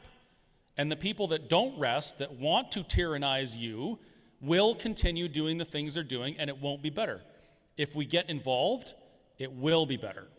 And that's that's something that we have to bring with us into our conversations, is that the opportunity doesn't guarantee success. It gives us the opportunity to have success. And that's what freedom is, folks. Freedom isn't being free to succeed and be better and be rich. It means that you have the freedom to fail. And we will if we're not involved. How does one? I agree, Chris. No government is the best government. Well, No government is great. Unfortunately, we have to have some sort of government just to administer public services. But when you ask what kind of government do I see a government that is balanced. I see a government that has checks and balances. In Canada, we don't have government that has checks and balances. We have a government by one person in Ottawa, the Prime Minister. You might say that his office has some influence, but not really. They're just one guy. It's the same thing in Alberta and the other provinces. In reality, although we have a premier who theoretically is responsible to the legislature, that premier holds almost absolute power until the party that she works for tosses her out or him out. When we look at the way we govern ourselves in Canada now, we have to change. And I think that Chris is absolutely correct. Right now, the best alternative that we have is the Constitution of the United States, because what it does do is it defines the responsibilities and the divisions between the executive, the judicial, and the legislative branches of government. They have some holes in their government. We have an opportunity in Alberta to look at that as a template, fix the holes, and improve on the American Constitution and make it even better. So I think that the key to what we need to do is that balance. And the other key Chris also referred to is if we go back to watching hockey, then we deserve everything we get. We need to be not just involved now while we move towards becoming an independent country, but that once we become independent, this idea that around the kitchen table at supper time you're not allowed to talk about religion and politics has to go the way of the dinosaurs. We need to talk among ourselves. We need to talk to our children. We need to talk to our neighbors about politics and about religion so that we can continue to force from the bottom up and fulfill Churchill's idea of civilization, which is the strong take direction from the weak. It has to be bottom-up driven, and it has to be by the people, and it has to have those capacities to balance the three responsibilities of government, which is judicial, executive, and legislative. So you're saying let's talk, Alberta? Yeah. Nice. My answer will be much shorter than that. I do agree with the Republic. The Westminster system doesn't work, obviously. We are living proof of that, as are lots of other countries who have wanted to do away with it. So definitely it's got to be a republic. I take it a little bit further, and this is just according to me. This is what I would like to see, and if someone has something to correct me on, I'm happy to have that discussion, is rather than representation by population, I would like to see our country of Alberta broken up into regions. So northwest, northeast, central, south, and then the 2 cities. And each of those regions is then autonomous within themselves to manage their own business, their own way, the way that they want to. So if the cities want to lose their mind and go ridiculous, well then I guess they can, but that's not going to affect anybody in the rural. And if the rural decides to make some decisions that maybe don't reflect well in the cities, it won't matter because everybody is being autonomous. What goes on in the north doesn't always take place in the south, and so this way people have the freedom to flourish the way that's best for them in whichever part of our country they live in. And then from those regions, they would have a representative that goes to the federal level. So we would have local representation in the regions, and then we would have a federal level, and that brings 2 things to bear. The first is a very small government, which is the most controlled government, having it small, and then the second is that it would be so localized that it would really help to prevent things from going sideways, because everybody is going to know where their political leader lives. They're going to be neighbors, and there's going to be much more accountability that way. So that's how I envision it. Can I just mention that tomorrow is the founding meeting of the CenturionProject.ca with Tim Hoven, David Parker, and Jason Levine. So the CenturionProject.ca, Wednesday night, south of Edmonton. We've got questions online? Yeah, I think it should be taking some questions online. That'd be good. I have a few online. So question number 1 is, at what point, give me a second. So the question is, if Alberta separates from Canada, what is the time frame for Albertans to not pay any more federal taxes? Good question, eh? So when do we stop paying federal taxes? The minute we declare independence. The minute we declare independence. So here's how I think it's going to look, is we'll get to referendum day, the referendum will pass, that's then going to trigger negotiations. The negotiating team that is being put together right now has a very ambitious goal of like less than 6 months that this will all be done from beginning to end. We'll see how that goes. I think that goal is probably ambitious because we're anticipating that the rest of Canada is not going to really come to the table in good faith like they're supposed to, so it might turn out that we need to do a unilateral declaration of independence, and that's fine. We're ready to do that. We will do that. I don't think it's going to be hard to find 2 countries to agree with us, and then that's it, because then we're our own country. Another question from the audience is, and it's also related to money and from the federal government as well, is that a possibility that Albertans will be able to get some payment for all the CPP money they have after Alberta separates? Because to my understanding that there's basically no money left on the CPP fund, isn't it? Well, there is money there. The CPP, the fund, I think, is $800 billion or something like that. It's around $800 billion. So the money is there somewhere. The math is very plain. Alberta's share, what we've paid in, minus what we've received, is about $400 billion. And that's supposed to be ours. And it was actually Ontario, believe it or not, that had that added to the CPP legislation because they were worried they were going to shoulder the burden of the rest of Canada. So they wanted to make sure if that was the case, that they could withdraw and do it themselves. Why? Because Ontario realized that doing it yourself, you can manage it better and it works out better for you. So it's $400 billion. Now here's an interesting question I get from the Forever Canadians all the time. Well, if Alberta is only 15% of Canada's population, why are they entitled to 40 or 50% of the CPP fund? The question that I ask is, if $400 billion of that is ours, and there's only $400 billion left for the other provinces and territories, where's the money? That's the real question. So yes, we do have money owed to us. We've also contributed $600 billion to Confederation, for which we've never received a penny. We overpay EI, we overpay CPP. We are a net contributor big time. Yes, there's federal stuff that we would have to negotiate. Yes, there will be negotiations. But I can tell you right now, if we send people like my friend Jeff Rath to be part of that negotiating team, and my friend Keith Wilson, and my friend Dr. Dennis Modry, and some of my other friends, I never mention names because I always forget one and they get mad at me.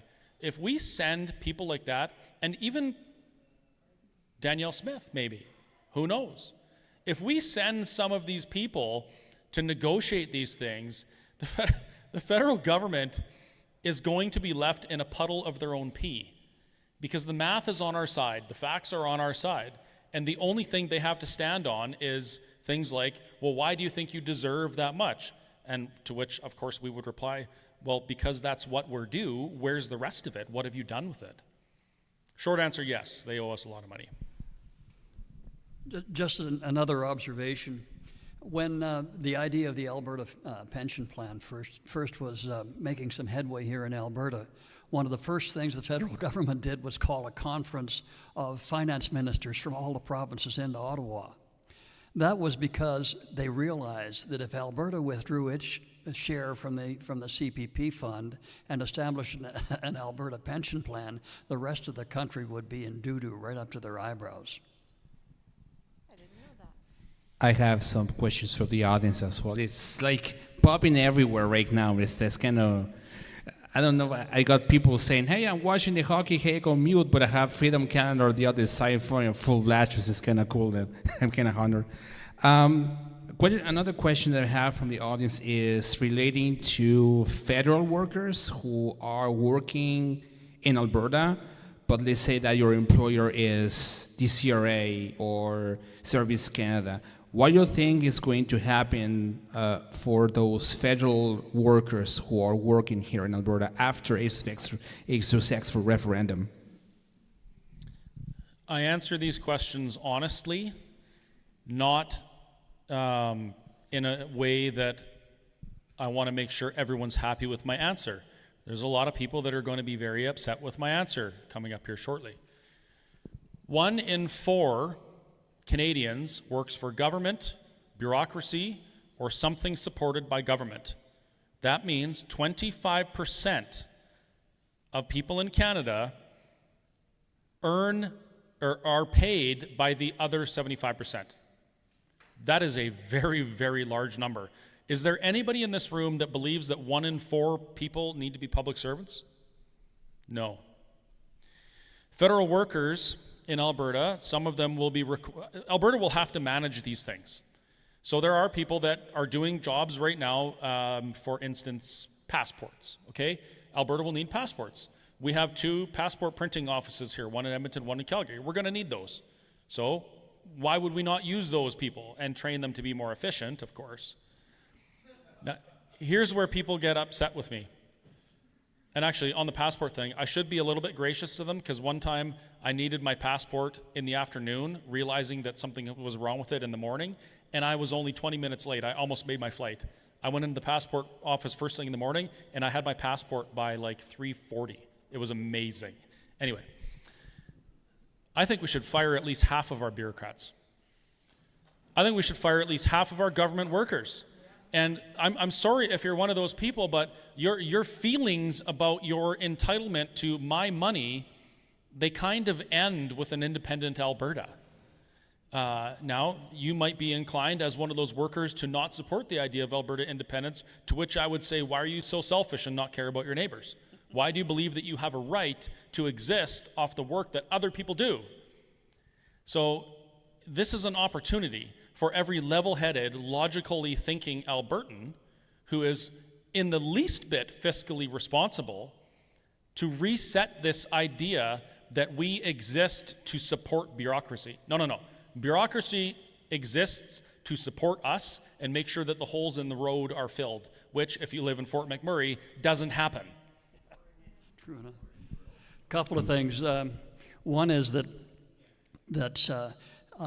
my wife mentioned this morning she heard a news article about which company was it? It's a communications company, either Shaw or Rogers. Rogers. They're laying off 12,000 people. That's half their workforce. That's what happens when Shaw and Rogers merged. You had people doing duplicate jobs. You had more people doing jobs than you needed. The same thing, even before we look at getting rid of the, like 25% or 50% of our government workers, there's going to be duplication of effort between who has been working federally and who's been working provincially, and it will result in some job losses. But the converse of that, and there's another thing I want to mention too in just a minute, the converse of that is that we are going to see an influx in Alberta of hundreds of millions of dollars in investment. These people are not going to be without work. There's going to be a lot of work out there. And they're going to be able to move into the private sector and work for a living like most of the rest of us. Now, the other thing I want to mention is that way back when, many of you people are as old as I am. I'm 78 years old.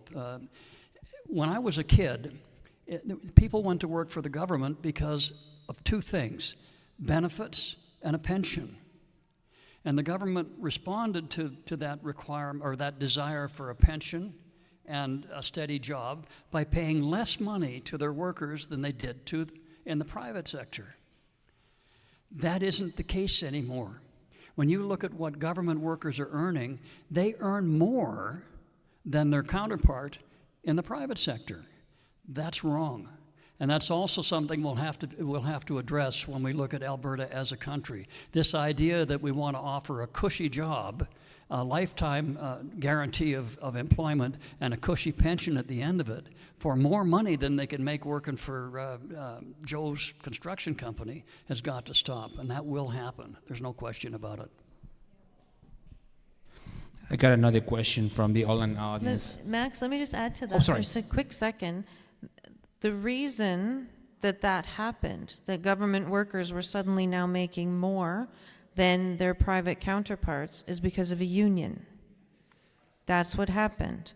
And so in the new country of Alberta, I would suggest that in our Constitution is embedded something very strongly worded that states no government civil servant worker will ever be able to unionize. It is not fair to put that kind of stress and strain on your next door neighbor who has to be the one to pay your wage. So no matter the position, if you are working in some sort of a government position, it cannot be unionized ever.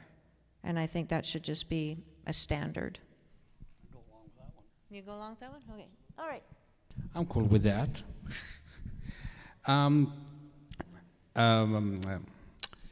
Unacceptable Fringe is actually watching the stream, which is kind of funny. And he was kind of outlining the idea of making or building this Alberta, like right now Canada is building this Alberta Wealth Fund, right? Right? What do you think about making or building a Alberta Wealth Fund instead of a Canadian Wealth Fund, which is essentially just a money grab against Albertans? Well, we should have been doing that decades ago. And the Canadian Sovereign Wealth Fund, I think, might possibly be supported by the $30 billion that we hemorrhage from Alberta to Canada every single year. Right? We should have been doing this years ago. Has anyone seen any of the videos of events we've done with Benoit Trudeau? He's a good Trudeau. Has anyone seen him? Benoit Trudeau wrote a book called Enough. Just remember these two words, Enough Trudeau. Can you remember that? Buy his book on Amazon and read what Quebec does. Quebec has a sovereign wealth fund that blows everything else out of the water. Their pension fund is like 3/4 of what the Canada pension fund is.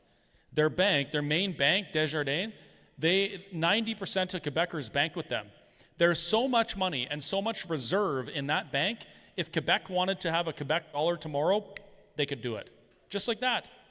That's what sovereignty is, doing those things, managing those things. So when Carney comes out and starts talking about a sovereign wealth fund, I'm thinking, okay, well, here's another thing that Alberta is going to support that's going to cause Eastern voters to support Liberal governments that kick the crap out of Alberta. Yay, awesome. Stated clearly, the Canadian Sovereign Wealth Fund is basically pirated money from the Alberta Heritage Trust Fund. Yeah, I got nothing to add to that. Another one? It's our money. I might take another one, but I think that was answered in a previous town hall, but I'll do anyways.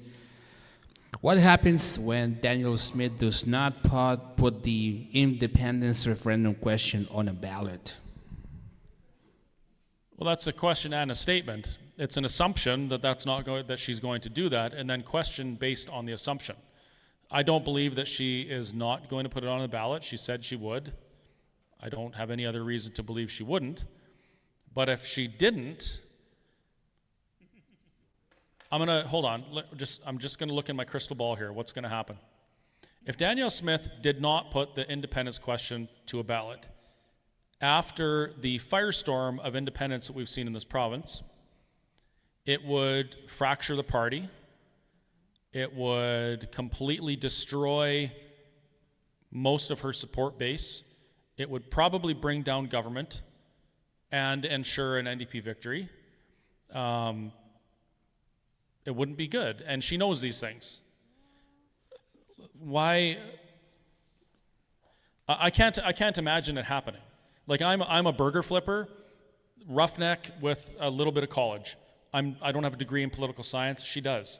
She knows the outcome of doing something like that, and I can't see pulling the self-destruct pin like that. So yeah. I don't, it's not in her best interest to do it either. That would literally be political suicide for her to do something like that. But if she did, let's just game it out. If she did do that, there's also a UCP AGM that will be scheduled right after that referendum vote date. She'll be gone.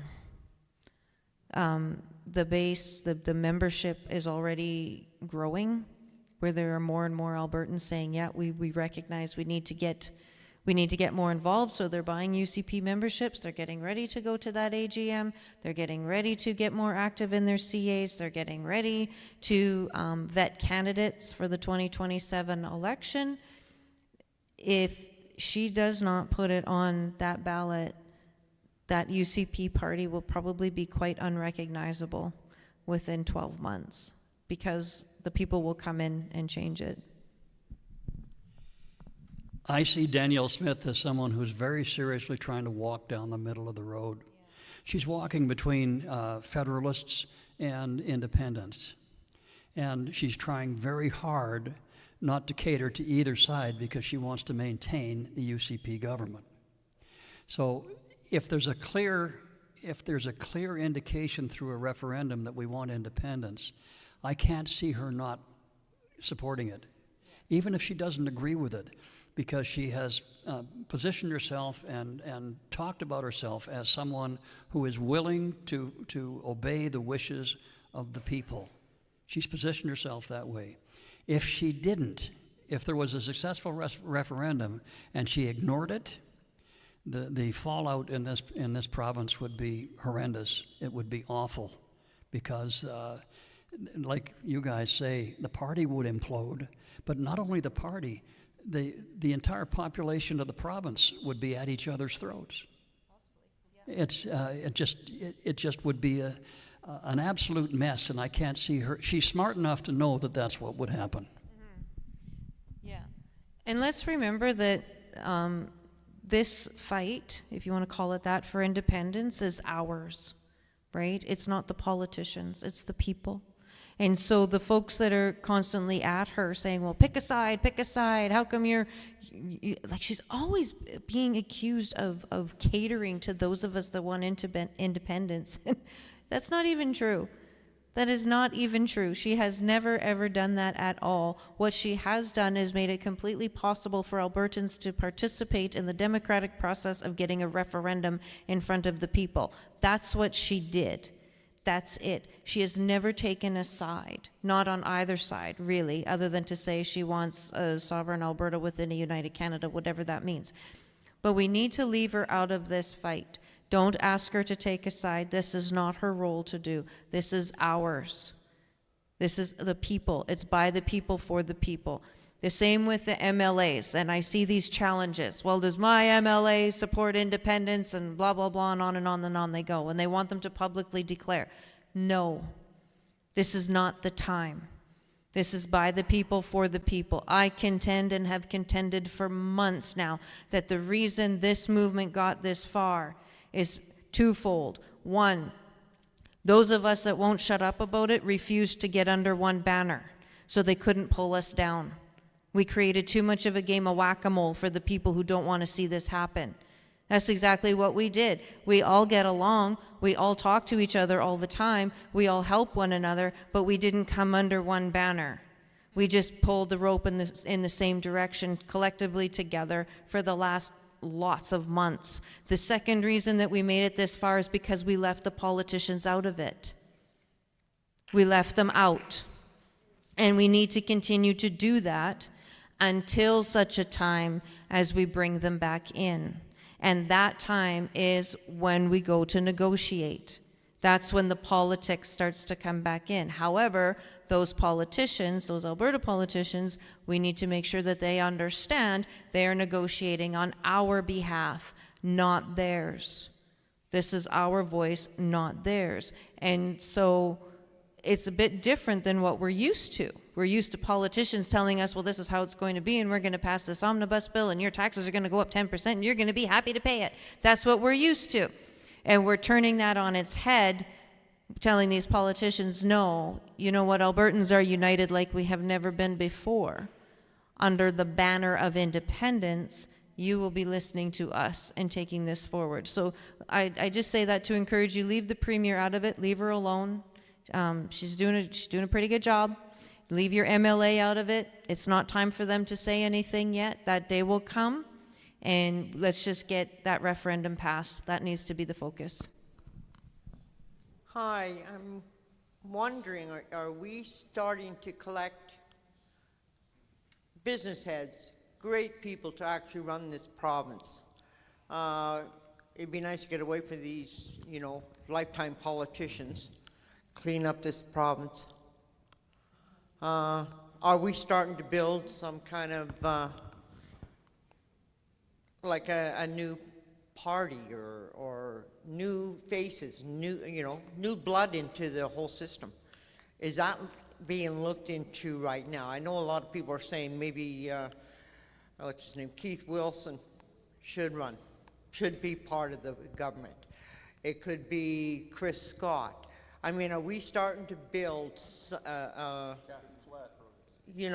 Kathy Flett. Heaven help us all. No, seriously. I'd like to see Alberta pull away from these, career politicians. I agree. So lots of that will be answered when we have our constitutional convention. So there's going to come a time when Albertans are going to have to get together and do some reading, constitutional convention, decide what kind of government we want, right? Not yet. We got to get the referendum passed. Yeah, no, we need to get that referendum passed. Now, I can tell you that there is a draft constitution to give us something to work from. That has already been created. And so when we get the referendum passed, it'll be, the way I envision it, and I stand to be corrected, but the way I envision it is there'll be two tracks.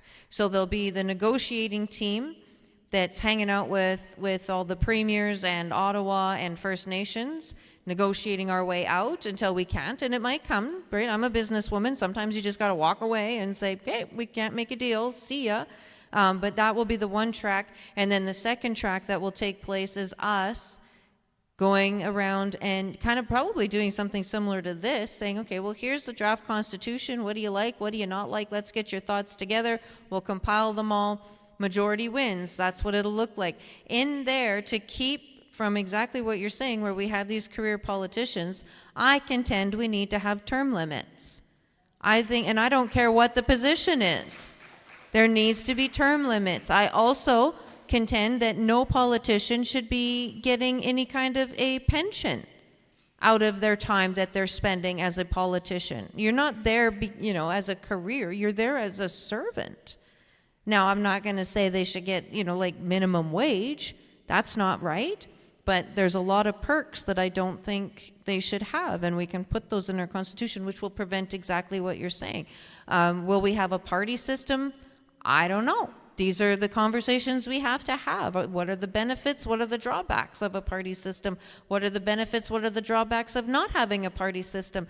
The beauty of it is, as Chris said earlier, we've got thousands of years of government structure and an internet with which to go and ask these questions. Heck, ask Grok. See what Grok has to say. Who knows? Maybe he's got an answer. But these are the fun conversations we get to have. But the timing of which we have them is important as well.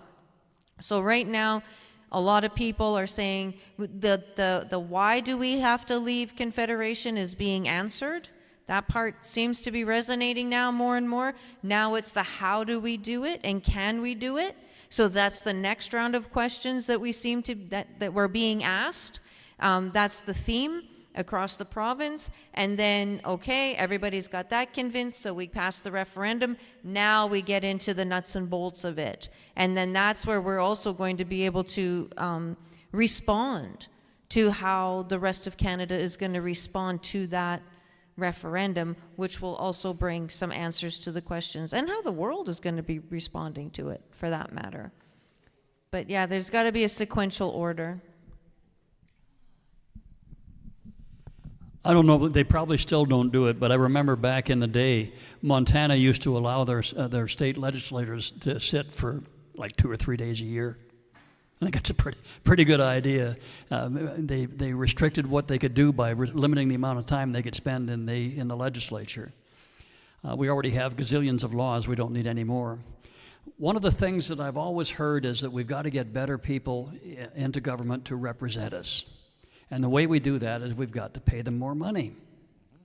Well, I got to tell you, money doesn't mean a darn thing to people who have the capability to do a good job in the legislature. It means nothing, because those people are already doing fine. Thank you very much.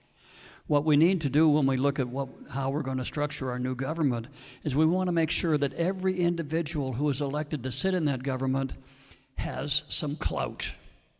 Right now, they don't. If you remember Trudeau Sr., his reference to the backbenchers when he was asked about his backbenchers, he says, they're nobodies.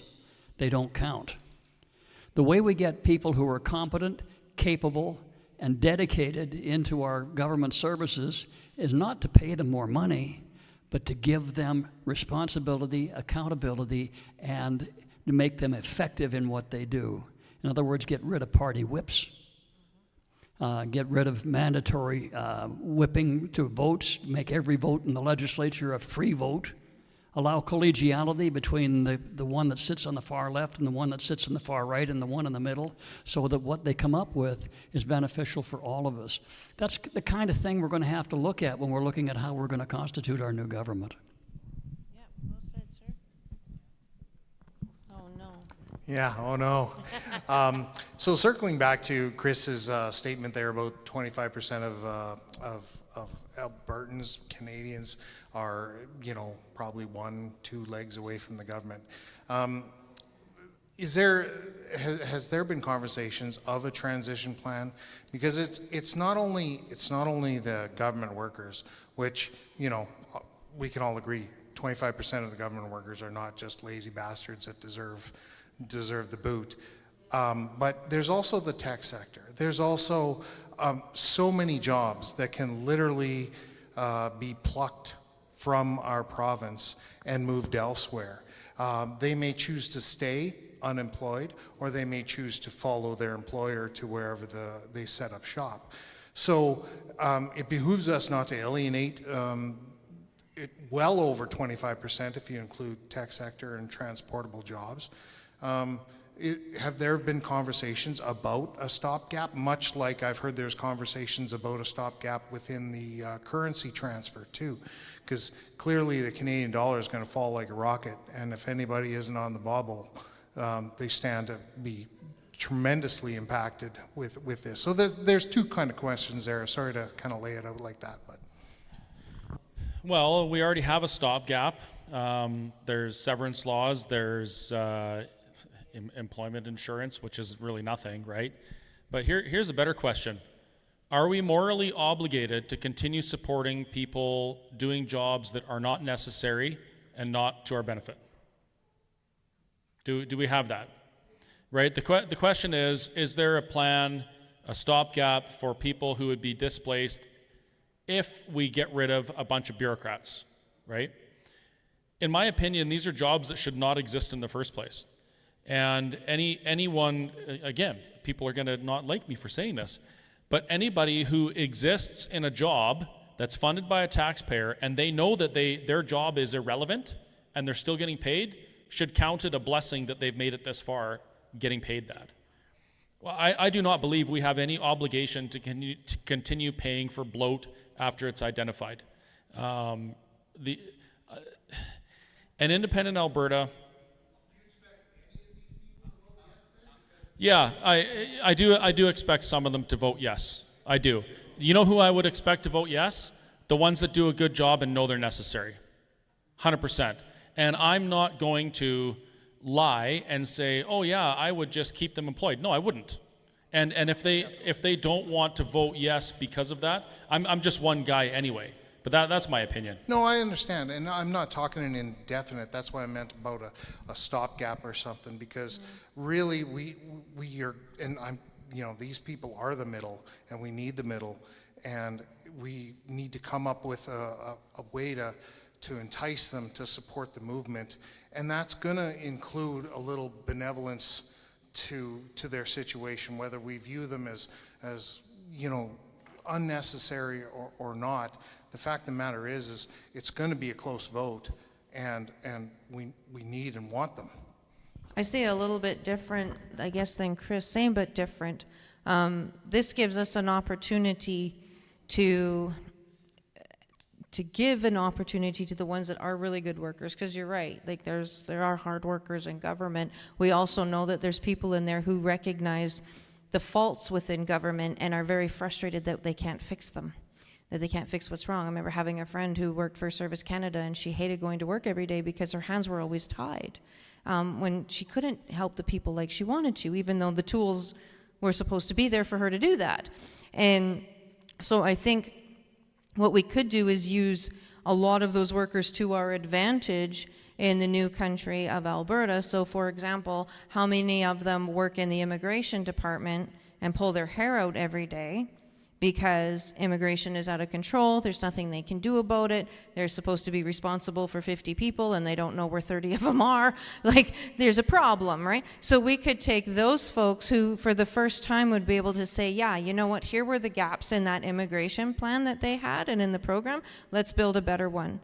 We already see the holes, let us help you fill the gaps. We could take those people and use them as an asset. Same thing for passports. We mentioned passports earlier. We could take those people, use them as an asset. There'd be people in there that help with trade, right? They help with what's coming in and what's going out. That's their role in the federal government. We could use them as an asset. So I think there's going to be a lot of opportunity within those offices for those people to transition over and work for a country that's actually worth working for, as opposed to one that doesn't appreciate anything about you and just pays you to shut up. Now that said, that also gives the opportunity that those who maybe are not those hard workers, I have heard the stories of a friend of mine had neighbors over last summer. They were sitting around the campfire having a beer, and the one who worked for CRA was absolutely delighted that she had maybe worked 4 hours that week working from home, right? Like, we don't need that. We don't need that. So this gives the opportunity to get rid of that, right? If she still wants her job, she can go live in another part of Canada and get paid over there. So I think we have a double opportunity. One is to kind of flush out the folks that we don't really want to pay, but we can't get rid of right now because we don't have the means to do that, to give them a pink slip and a severance pay and tell them to go. But the ones that have so much to teach us about what doesn't work and what doesn't work, we can bring them on and learn from them. We just have to make sure we identify who's who properly. I have a two-part. Just one second. I just want to be clear about something. I'm actually more concerned about the young family that works till July to pay taxes to pay for those people. That's where my concern lies. So there likely won't be a situation where I change my mind about that. I don't believe that families should struggle. Kids should not be able to buy or can't afford to buy homes because of the tax burden caused by over bureaucracy. That's probably not going to change. But what I would say is nothing is going to happen instantly. This isn't going to be like and it's certainly not going to be a Chris Scott snaps his finger and this happens. This is going to be something that Albertans decide. Maybe Albertans decide we want to double our bureaucracy. I don't know. Maybe we celebrate too much after the successful referendum. Everybody's drunk and somehow we vote for more bureaucracy. Like it's not going to happen. But you get my point. Those folks, and they know who they are. The parasitic draw on our paychecks, the bureaucrats that parasitic draw on our paychecks, they know who they are. And I would say they have roughly 1 to 2 years notice right now. If Alberta really gets to work and we pull up our bootstraps or whatever it is, and we get to work removing the bloat, it's going to be a minimum of 1 year to 2 years before those people start losing their jobs. That's a lot of notice. And so I would say that that's a pretty compassionate thing that someone took the time to outline that so we can publicly say, you may be on notice and you should start either making yourself relevant and making yourself, valuable in that bureaucracy, or you should start planning for your future. Just a couple of things. I can't see, like I said before, when companies merge, it usually results in a reduction of staff. We are effectively merging. What we're doing is we're merging federal responsibilities with provincial responsibilities. It's going to result in a need for fewer staff. That doesn't mean you have to be heartless about it. Those that are newly employed, they've already got their qualifications, they're talented, they have their education.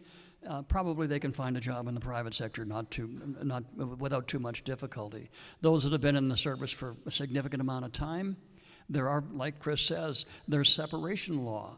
They're required to receive X number of weeks of pay for every year that they've served. They're going to have quite a cushion. And like Chris says, they're going to have some time to look at where they go from this point to that point. It's not going to be a cruel "you're gone" today. It's going to be something that's managed and handled, I think, very effectively by assessment of what the needs are in order to fulfill the responsibilities of the bureaucracy for the new country of Alberta. And it's going to be done not necessarily with kindness, but certainly with fairness. Sorry, I have one more thing. I'm sorry to be so long-winded, but it just occurred to me, how many federal workers were protesting policy that caused hundreds of thousands of jobs to flee from Alberta? I mean, we lost some of the biggest companies that the province has seen due to federal policy. Like, they just evaporated. And Canada is a great example. They employed thousands upon thousands of people and generated billions of dollars of revenue. And they left Alberta because the policies within Confederation from the federal government were so poor, so anti-energy, so anti-business that they chose not to be here anymore. And that's just one of dozens, if not hundreds, of examples where jobs evaporated overnight. Like, $1 trillion over the last 10 years. John says $1 trillion over the last 10 years of investment has fled Alberta. That translates into hundreds of thousands of jobs, right? So it is important to think of both sides of these, but I will always defer to the citizen, the people. The people who are paying the bills should be the ones that are thought about first and protected from that type of thing. And there was a question over here, Joe. Yes, it's a two-part question. What do we know about the native land claims wanting their treaty rights and blocking the vote? And what will that look like for them going forward if Alberta does separate? Well, I can tell you that the statistics they live under right now aren't good. They have a very stressed relationship with not only the provincial government but the federal government specifically. They're not actually blocking anything. There's a court challenge, and the question or the challenge is to block the proponent of a citizen-initiated referendum, that's Mitch Sylvester, from completing the process. It's not the First Nations people that are doing that. It's the gatekeepers to the people that are doing that. It's people that benefit greatly from the status quo. And the status quo in Canada and in Alberta for First Nations people sucks. It is terrible. Treaty lands, the treaty boundaries specifically outline areas of land that specific groups of individuals agreed to cede permanently and forever in exchange for enumerated things. Reserves, medicine chests, education, territory rights to hunt, fish, gather, those types of things. Farming equipment, which they didn't get and just got a huge settlement for, although where's the money? It went to the gatekeepers, not the people. My point is, it's ridiculous. This whole notion that a group of people, and not to say that a small group shouldn't have a voice, but right now, 6%, First Nations people are about 6% of Alberta. Albertans, because they're Albertan too.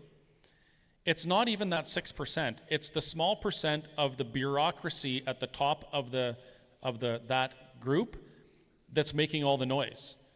And there's even people, non-First Nations people, advocating to keep things the same for that group of people. And I like to ask them, why do you hate people that much? Why would you want to keep people in these situations? Have you driven past a reserve lately? Has anybody? I worked 20 years in the Alberta oil patch. I picked up many a roughneck on reserves, and there's always a nice part of the reserve. There's boats in the driveway, new black Suburbans in every single driveway, big houses, clean yards, and then there's the rest. Well, it's the people with the boats and the Suburbans that want to keep things the way they are. The other folks, man, I wrote an article. It's at whistlestoptruckstop.ca/blog. It's called Why First Nations Stand to Benefit Most from an Independent Alberta. Read that blog. Keep a tissue with you, because when you read the statistics with First Nations people under the status quo, it's going to tug on your heartstrings. And it should make you want to pursue change for them. However, this is an opportunity. It's an opportunity for First Nations groups to do one of a few things. Keep existing treaties. Those treaties have survived. They survived Confederation. They survived the British North America Act. They survived land transfers and sale by the Hudson's Bay Company to Ottawa. They survived Alberta Incorporation in 1905. The treaties survived the Land and Natural Resources Transfer Act in 1930. They survived the Constitution Act 1982.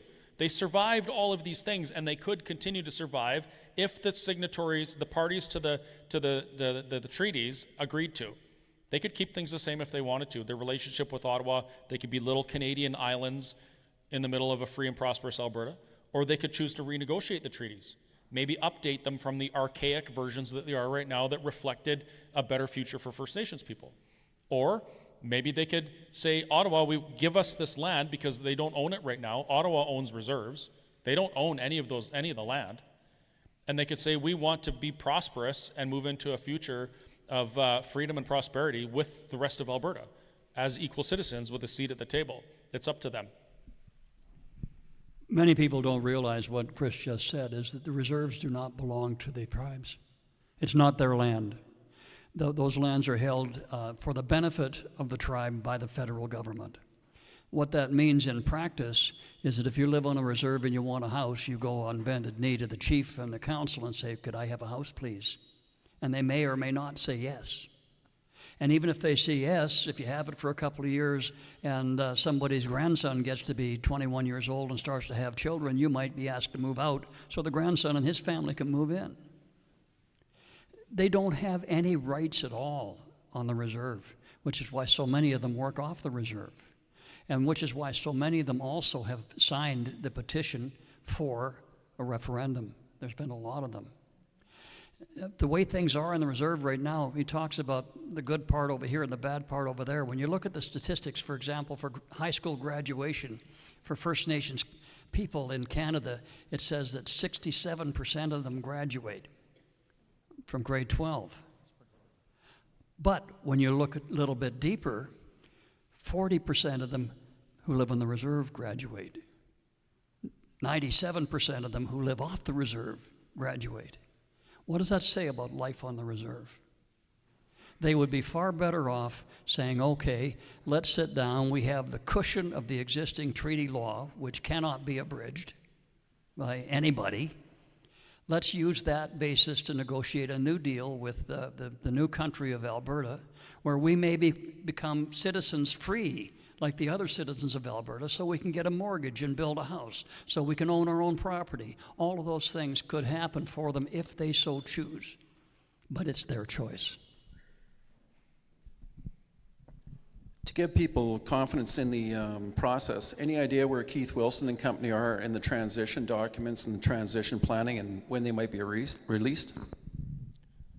The little circle on the screen is spinning, loading, loading, loading. It's in progress. You know, I actually had an idea on how, you know, what would benefit First Nations people, specifically that are living on reserve. What if they decided to renegotiate? And what if the land and houses on the reserves, the title went to the people that live there? What if every First Nations person, Treaty Indian in Alberta, what if they got a land and a piece of land and a house, and it was theirs, and they could do what they wanted with it? It is likely that we would have to probably, you know, the government would probably have to buy some land, buy some houses, and be able to do that. But would that not be something that should benefit them? Like, why live under this colonial imposed imperialistic regime with gatekeepers instead of owning your property, taking pride in it, being able to get a loan against your house to start a business? Do you think that would encourage First Nations people to support a referendum on independence? If they could, for the first time in Canadian history, own the land that's on the reserves? That's possible. It's possible. But only if they pursue it. Just bring the microphone, please. I can't hear on the stream. Yeah, he said, look at the wacky process going on in BC. Yeah, BC's a little bit different. BC was basically settled by gold miners, gold rush. And it was so crazy in BC. The reason BC entered Confederation is because they were broke. They mismanaged, the gold ran out, whatever, and they were left with all this stuff they had to pay for, couldn't do it, brought into Confederation to settle debts, is the reality of it.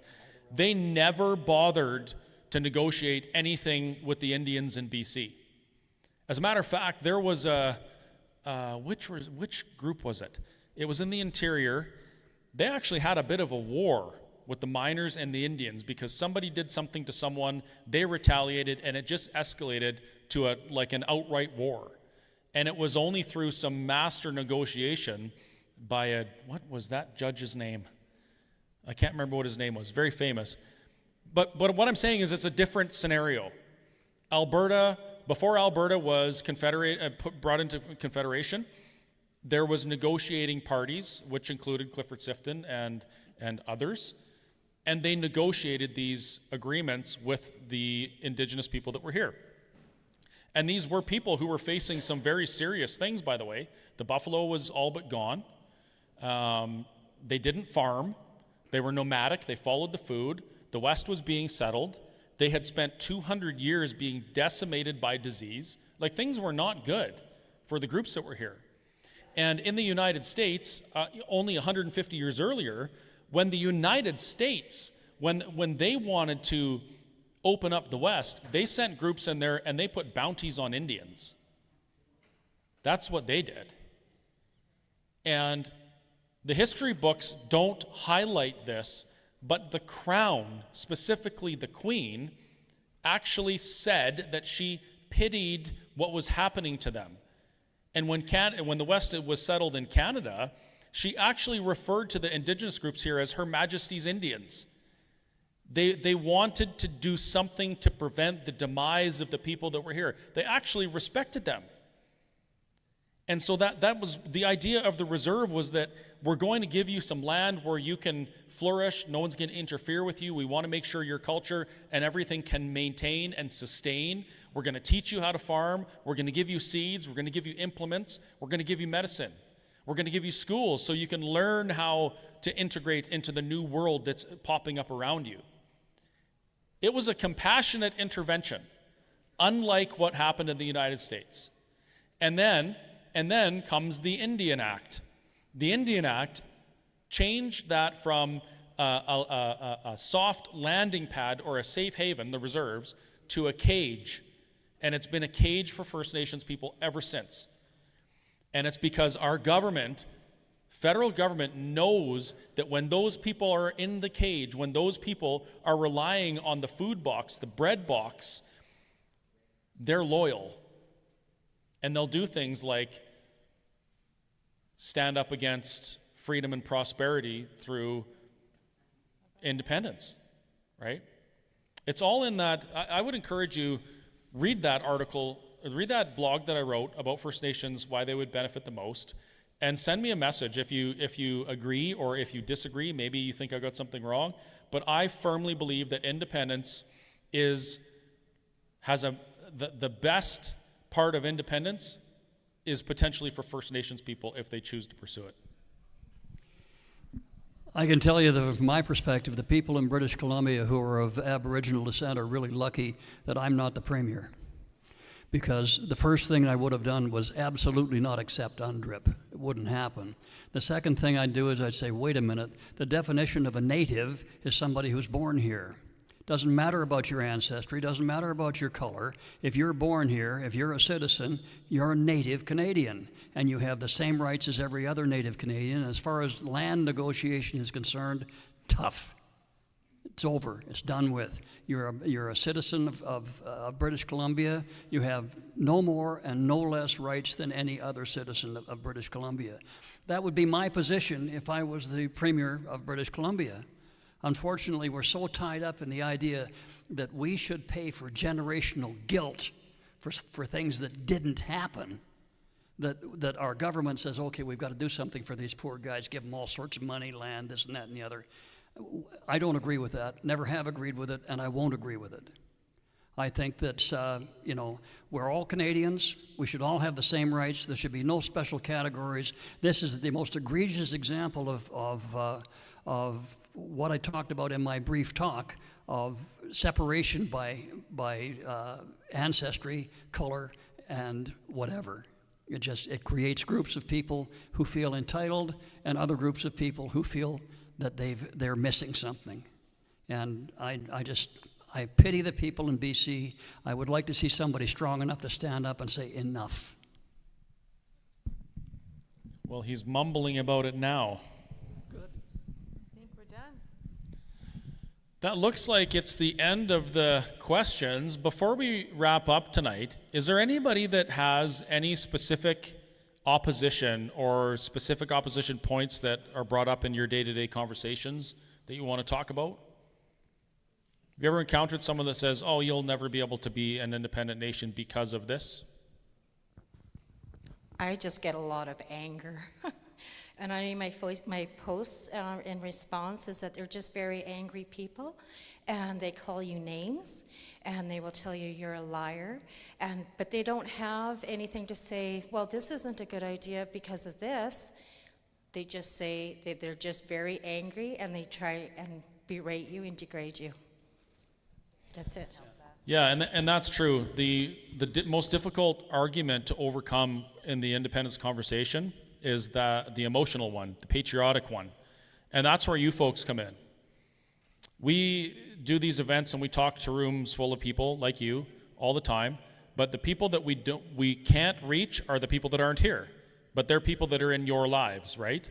So now, if you agree that we need to pursue this, your job, your task over the next few months, and actually forever now, be civically engaged, is to have those conversations with people that are already in your groups, where you're at, people that you have a relationship or some sort of trust built with.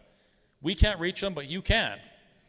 So attend as many of these as you can, learn as much as you can, and bring these conversations back with you where you're at. That's how we win this, by getting to the people that aren't here. There's a interesting story about in World War II, they wanted to figure out how to better equip their bombers so they didn't lose so many airplanes. So they started looking at the bombers when they came home and okay, well, they're getting shot here. Look at all the bullet holes. We need to fix this. And then somebody had this bright idea. They said, wait a minute. We don't need to protect the spots on this airplane that have bullet holes in them because they came home. We need to protect the areas of this airplane that don't have bullet holes because the ones that got shot there never came home. We don't need to convince you folks of this conversation. We need to encourage you folks to go and get to the areas of the airplane that we can't reach. Kind of a bad analogy, but I really like airplanes.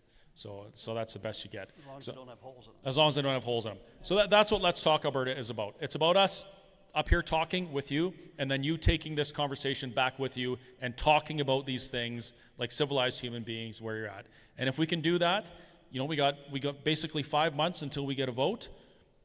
We have a really, really good chance of winning it. And in winning it, it's not just winning a referendum. This is winning a new opportunity, an opportunity that some people have, they've waged war for. They've died and bled for. And all we have to do is talk to each other.